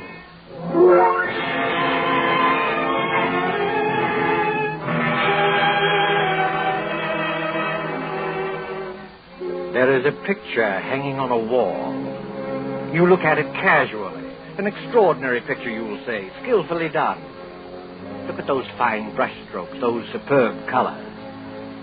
But isn't the subject matter a little bizarre? It is something more than just bizarre. But let us begin from the beginning with the death of Benjamin Powell, a rich and strange man. There were dark rumors about the Powells. His wife had died many years ago. No one knows how. But Benjamin Powell had a daughter, Julia, a high-strung and neurotic girl. And many of us wondered about her, too. Benjamin Powell died, and in his last will and testament he made Julia heir to all his considerable fortune, except that... But let me read you the will. I, Benjamin Powell, being of sound mind and in full possession of all my faculties, hereby request that after my death, my daughter Julia live with Mr. Harvey Lyons, my lifelong friend, until her 23rd birthday, at which date all my worldly belongings will come into her possession, provided that nothing untoward happens to her by that time. But in the event that she is incapable of taking over my estate upon her 23rd birthday, I hereby appoint Harvey and Laura Lyons as my final heirs, there being no other living blood relatives, and trust to their judgment that they will take care of Julia adequately and with kindness. Signed, Benjamin Powell. 3 months later, seated around the huge, ornate fireplace of the dark wainscoted living room are 3 silent people. The heavy drapes that run from the high ceiling to the floor move softly in a gust of wind. For the past quarter hour, no one has spoken. Harvey reads his newspaper, Laura knits with nimble fingers, and Julia stares with unseeing eyes at an unopened book. You're not reading, Julia. I'm not concentrating. Are you feeling all right? I'm all right. You do look a little tired, Julia. Perhaps you'd better get some rest. I'm not tired, Harvey. I've been wanting to ask you. In a week, Julia will be 23. Isn't that wonderful, Harvey? Next Tuesday's her birthday. We'll have a party. I'll get old Tom and his fiddle, and we'll have a real old-fashioned party. Harvey, what did Father mean by the will? The will? Julia, perhaps you better go to bed. You look a little pale. The will said I might not be able to take over the estate by my 23rd birthday. What does it mean? I don't remember that. I didn't read the will very carefully. Yes, you did, Harvey. You know what I'm talking about. Perhaps we better discuss it in the morning. You're tired. I'm not tired, Laura. Please, Julia, I'd rather you wouldn't ask me. That's a delicate handkerchief, Julia. Twisting it will only tear the lace. I'm sorry. I didn't realize it. It's one of your best handkerchiefs. It's no use, Laura. I've got to know. You're a very high-strung girl, Julia. And I'd rather not upset you before bedtime. Upset me? You sort of get moody very often, Julia. Harvey. Laura, I'm not going to bed until I find out what all this means. I've got to find out. You don't like your room, do you? No, I don't. It's too big. The wallpaper. I don't like the pictures on the wall. There's nothing wrong with a big room. Everyone prefers a large room. Everyone likes pictures on the wall. Well, maybe it's the kind of pictures. Yes, it's the pictures. They rub me the wrong way. You see, your feelings about things are different. different from the feelings of normal people. Normal people? Oh, I'm sorry. I shouldn't. I can't stand this torturous way of telling her. I'll tell you, Julia. Your mother died in an asylum. She went mad after her 23rd year. It's been in the family for generations. I never saw my mother. I thought... We didn't want to tell you this. I wish we hadn't, but you forced us. You mean I'm liable to become insane? Well, you see, any one of us can become insane. There's nothing wrong with me. I'm perfectly all right. I'm as sane as anyone. Being high-strung doesn't make me mad. I don't like it here. I don't like this house. I'm sane. I'm sane. Of course you are, Julia. There's nothing the matter with you. You'll be all right. Your father wasn't sure, that's all. You're as sane as any of us. Come along. I'll take you to your room. We'll have a cup of tea together.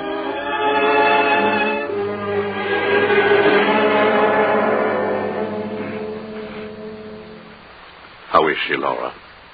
She's calmed down. Is she asleep? No, Harvey, she's reading. That must be Dr. Barrows. I'll open the door. Hello, Dr. Barrow. How do you do, Mr. Lyon? Come in, come in. Thank you. This is my wife, Laura. How do you do? I'm glad to meet you, Doctor. Let me take your things. The maid will have your room ready in a few minutes. That's very good of you. Here, sit down and make yourself comfortable. Thank you. Well, how is Julia? She's been very moody lately. Very moody. She seems so unhappy.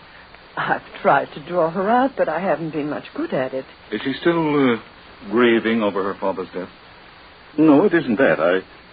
I don't think she likes our house. She has some queer ideas about her room. And the wallpaper. She doesn't like that. She doesn't like the pictures on the wall, either. I've caught Julia several times staring into the mirror, looking at herself with hate. Mm-hmm. I've heard her talking to herself very often. That's nothing. All of us talk to ourselves once in a while. I don't know, Doctor. I don't think she's very stable. There are things that go on in her mind that she won't talk about. All of us keep things to ourselves, things we never talk about. Mr. Powell described Julia's case to me just before he died. I've had occasion to observe it just once. Oh, you knew Mr. Powell, did you? Oh, yes, for quite a number of years. I treated his wife. Poor Mrs. Powell. She went mad. Started somewhat the same way as Julia. Oh, I wouldn't make that comparison. So far, there's no basis for any such theory. Well, then, let's say that Julia has strong dislikes. Took a hate to the pictures in her room. Pictures, eh? I'd like to go up and see her, if she's not asleep. Well, I guess it's all right. She's not asleep yet.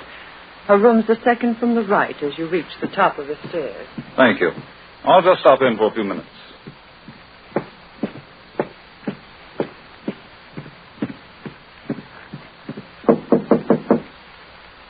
Come in. Hello, Julia. You remember me, don't you? No, not exactly. I'm Dr. Barrow, a friend of your father. I treated your mother. My mother? No, don't be alarmed. I'm staying with your guardians for a few weeks. Do you mind if I come in for a few minutes? No. Well, this is a fine room, Julia. A very comfortable one. I don't like it. It's too big, makes me uncomfortable. Nonsense. You're just imaginative. You think someone might be hiding in here while you're asleep.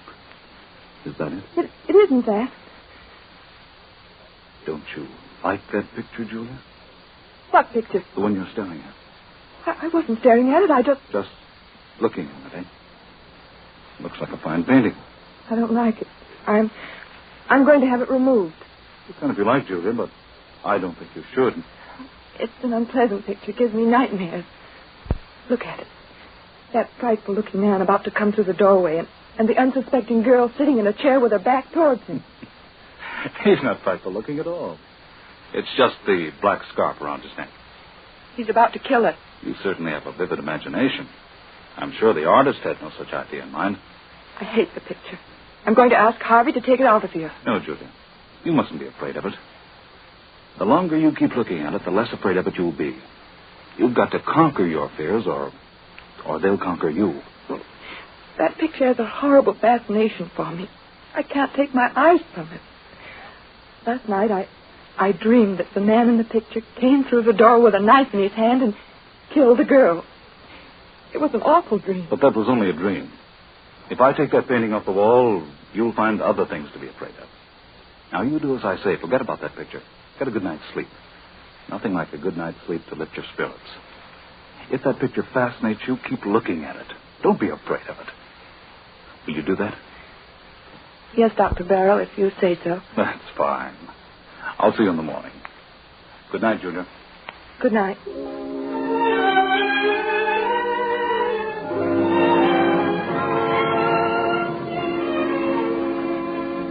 In this big rambling house of Harvey Lyons, midnight came and went. One by one the lights went out, and soon the whole house was blackened by the cover of night. Not a single light gleamed from any window, not a single sound, the ominous rumble of an approaching thunderstorm. In Julia's room, the large room with its many pictures, she was dreaming again of the man in the picture. The figure with the flowing black scarf is alive, and his hands grow longer and longer. Julia tosses in her sleep, as if trying to avoid him, trying not to look at him.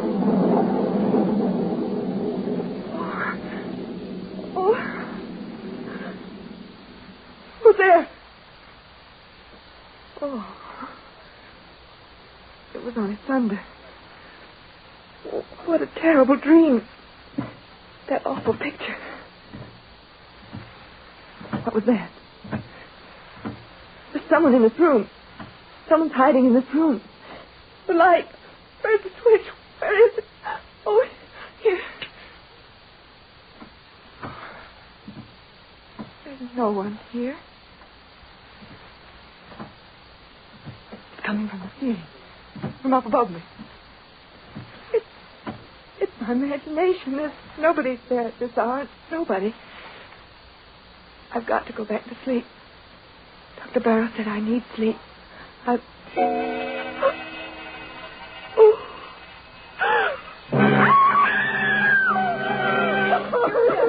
Julia, what happened? Julia, out here in the hallway. Pull yourself together, Julia.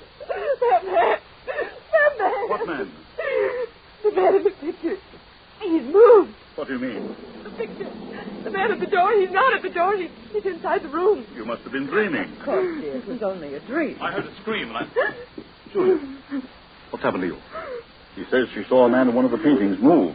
Oh, I see. He did move. I saw it. He's not outside the door anymore. He's inside. You dreamed that, Julia. That's what I said. It wasn't a dream. Thunder awakened me. I woke up and heard footsteps coming from the ceiling. I thought it was my imagination, and then I looked at the picture. The picture I told you I didn't like, Doctor. The man was inside the room. That's hardly possible, Julia. Figures in pictures can't move. Of course not. It was just a bad dream. No, it's true. I saw it. Come along, Julia. We'll all take a look at the picture. No, I don't want to go back into the room. No. There's nothing to be afraid of. Come on, Julia. Don't be frightened. You've got to fight off these delusions. Here, give me your hand. Come along.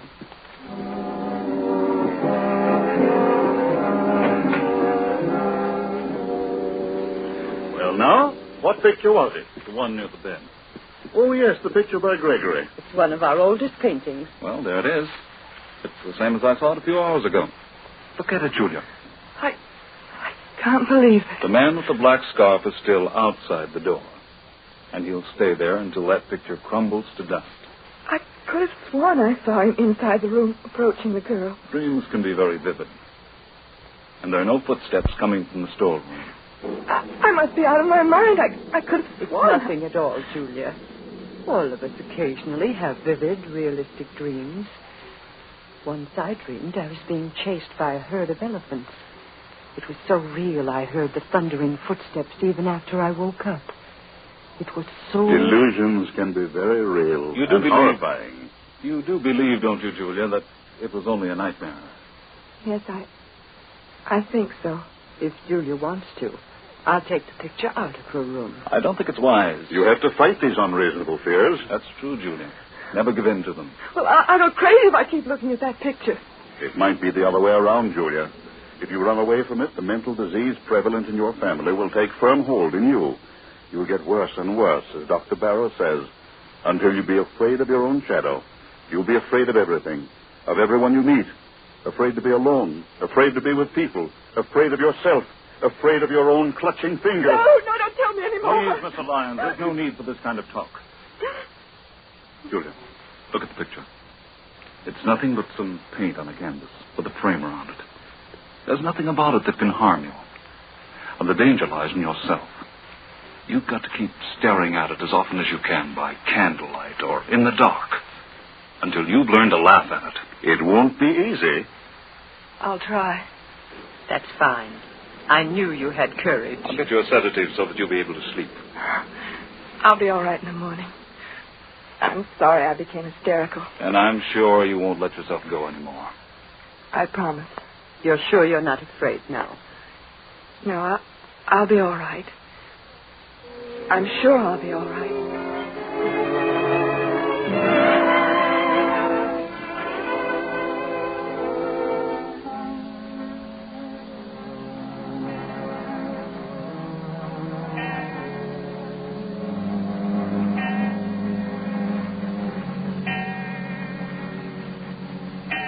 Well, Julia, it's 11 o'clock.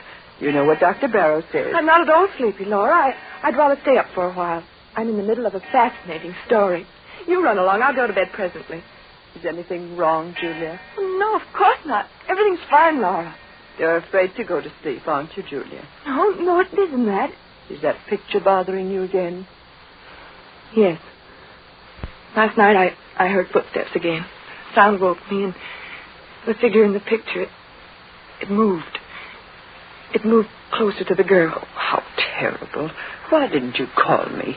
We thought you were over it. It hasn't bothered you these past 3 nights. Oh, I didn't want anyone to know. I took some sleeping tablets, and I fell asleep again. In the morning, the picture was the same as ever. That's a brave girl. Laura, do you think I'm crazy? Of course not. You're as sane as I am. Tell me the truth. I must know. You're just nervous and high-strung, and you have a vivid imagination, that's all. You're trying to soothe me.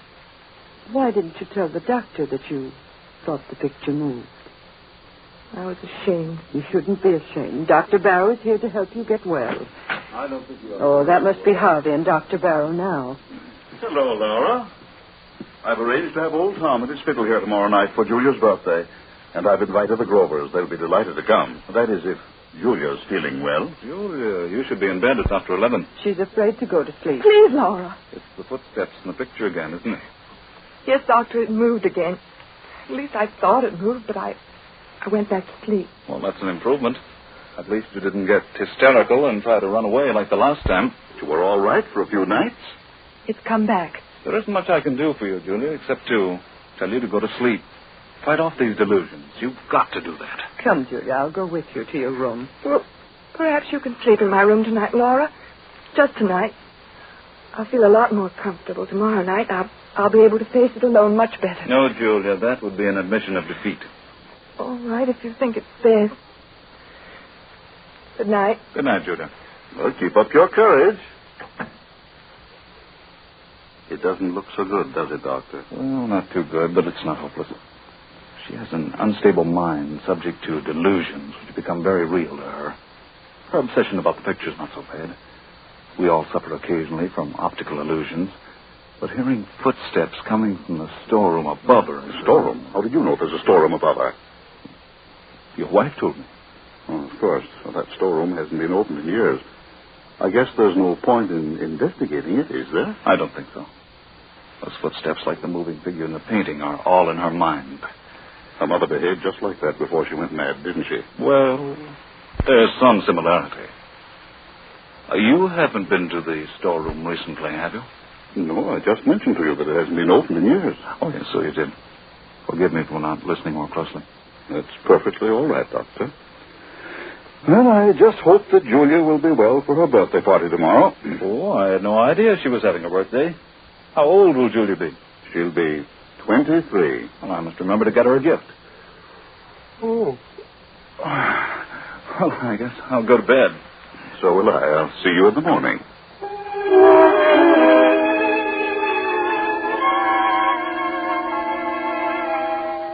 But Julia wasn't thinking about her birthday.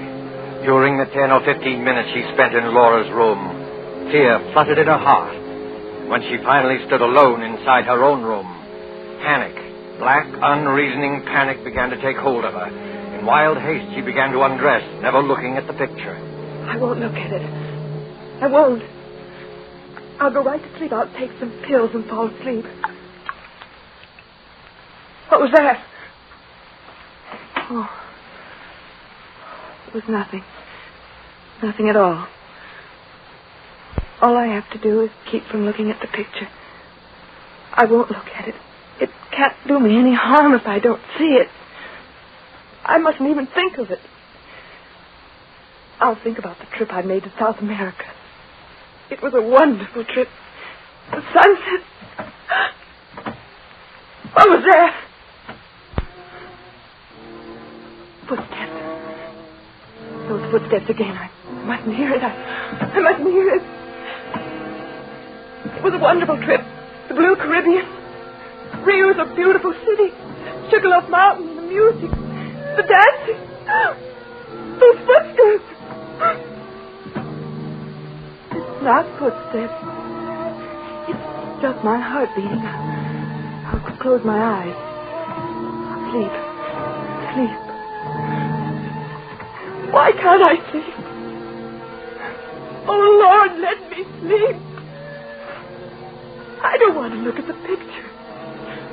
I won't. I know what I'll see. He'll be closer to her. Maybe he'll have killed her. I mustn't open my eyes. I mustn't. I won't.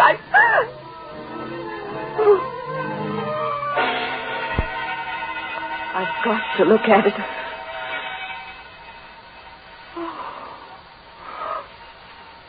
He's moved. He's close to the girl. I'm not dreaming. It's real. The girl? It's me. That girl is me. Me. I can't stand it. I can't. Laura! Laura! Oh, Laura, let me in. Let me in. Julia. Oh, you poor girl. Here, sit down. Now stop crying and tell me all about it. Tell me in detail. Don't be ashamed. Get it out of you. It'll do you good to talk. It's the same thing again and again. I tried not to look at the picture. I tried so very hard, but it was hopeless. I had to. The figure with a black scarf was inside the room, a knife in his hand, very close to the girl. But this time the girl had turned around and it was my face. My face. Did you hear any footsteps? Yes. I heard them as soon as I got into the room. You think it's very real, don't you, Julia? Despite the fact that everyone says it's a delusion. It's very real to me. I must be really insane. I'm going crazy. Don't say that. Well, it's no use. I'm not getting any better. It's getting worse and worse. Don't give up. You mustn't. Come along. I'll go to your room with you. I'll stay there until you fall asleep. Unless you want to stay here. Oh, I don't know. I don't know what to do. Will you stay with me, Laura? Yes, Julia. Come, let's go back.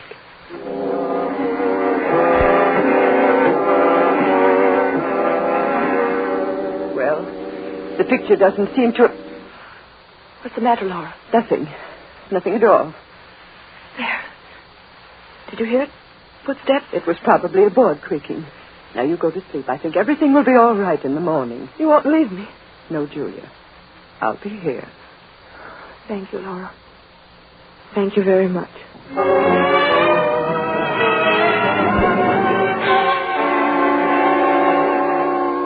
Laura stayed in Julia's room until she was sure that she was fast asleep. Then carefully she tiptoed out of the room, closing the door gently behind her. Julia slept peacefully, feeling safe and secure. Several hours passed, and then suddenly Julia awoke. She sat bolt upright and wide awake with her heart pounding away. Laura. Laura, is that you? Laura! Oh, she's gone. She left me alone. But I'm not alone. Something woke me. The picture. It's the picture. I must look at it again. If he's moved again, I don't know what I'll do. I'll turn around and look straight at it. I looked straight at it. Oh. He killed the girl. He stabbed her. He stabbed me. I'm the girl. Oh, I got to get out now.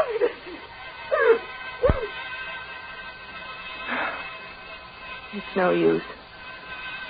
I've lost everything. My reason, my sanity.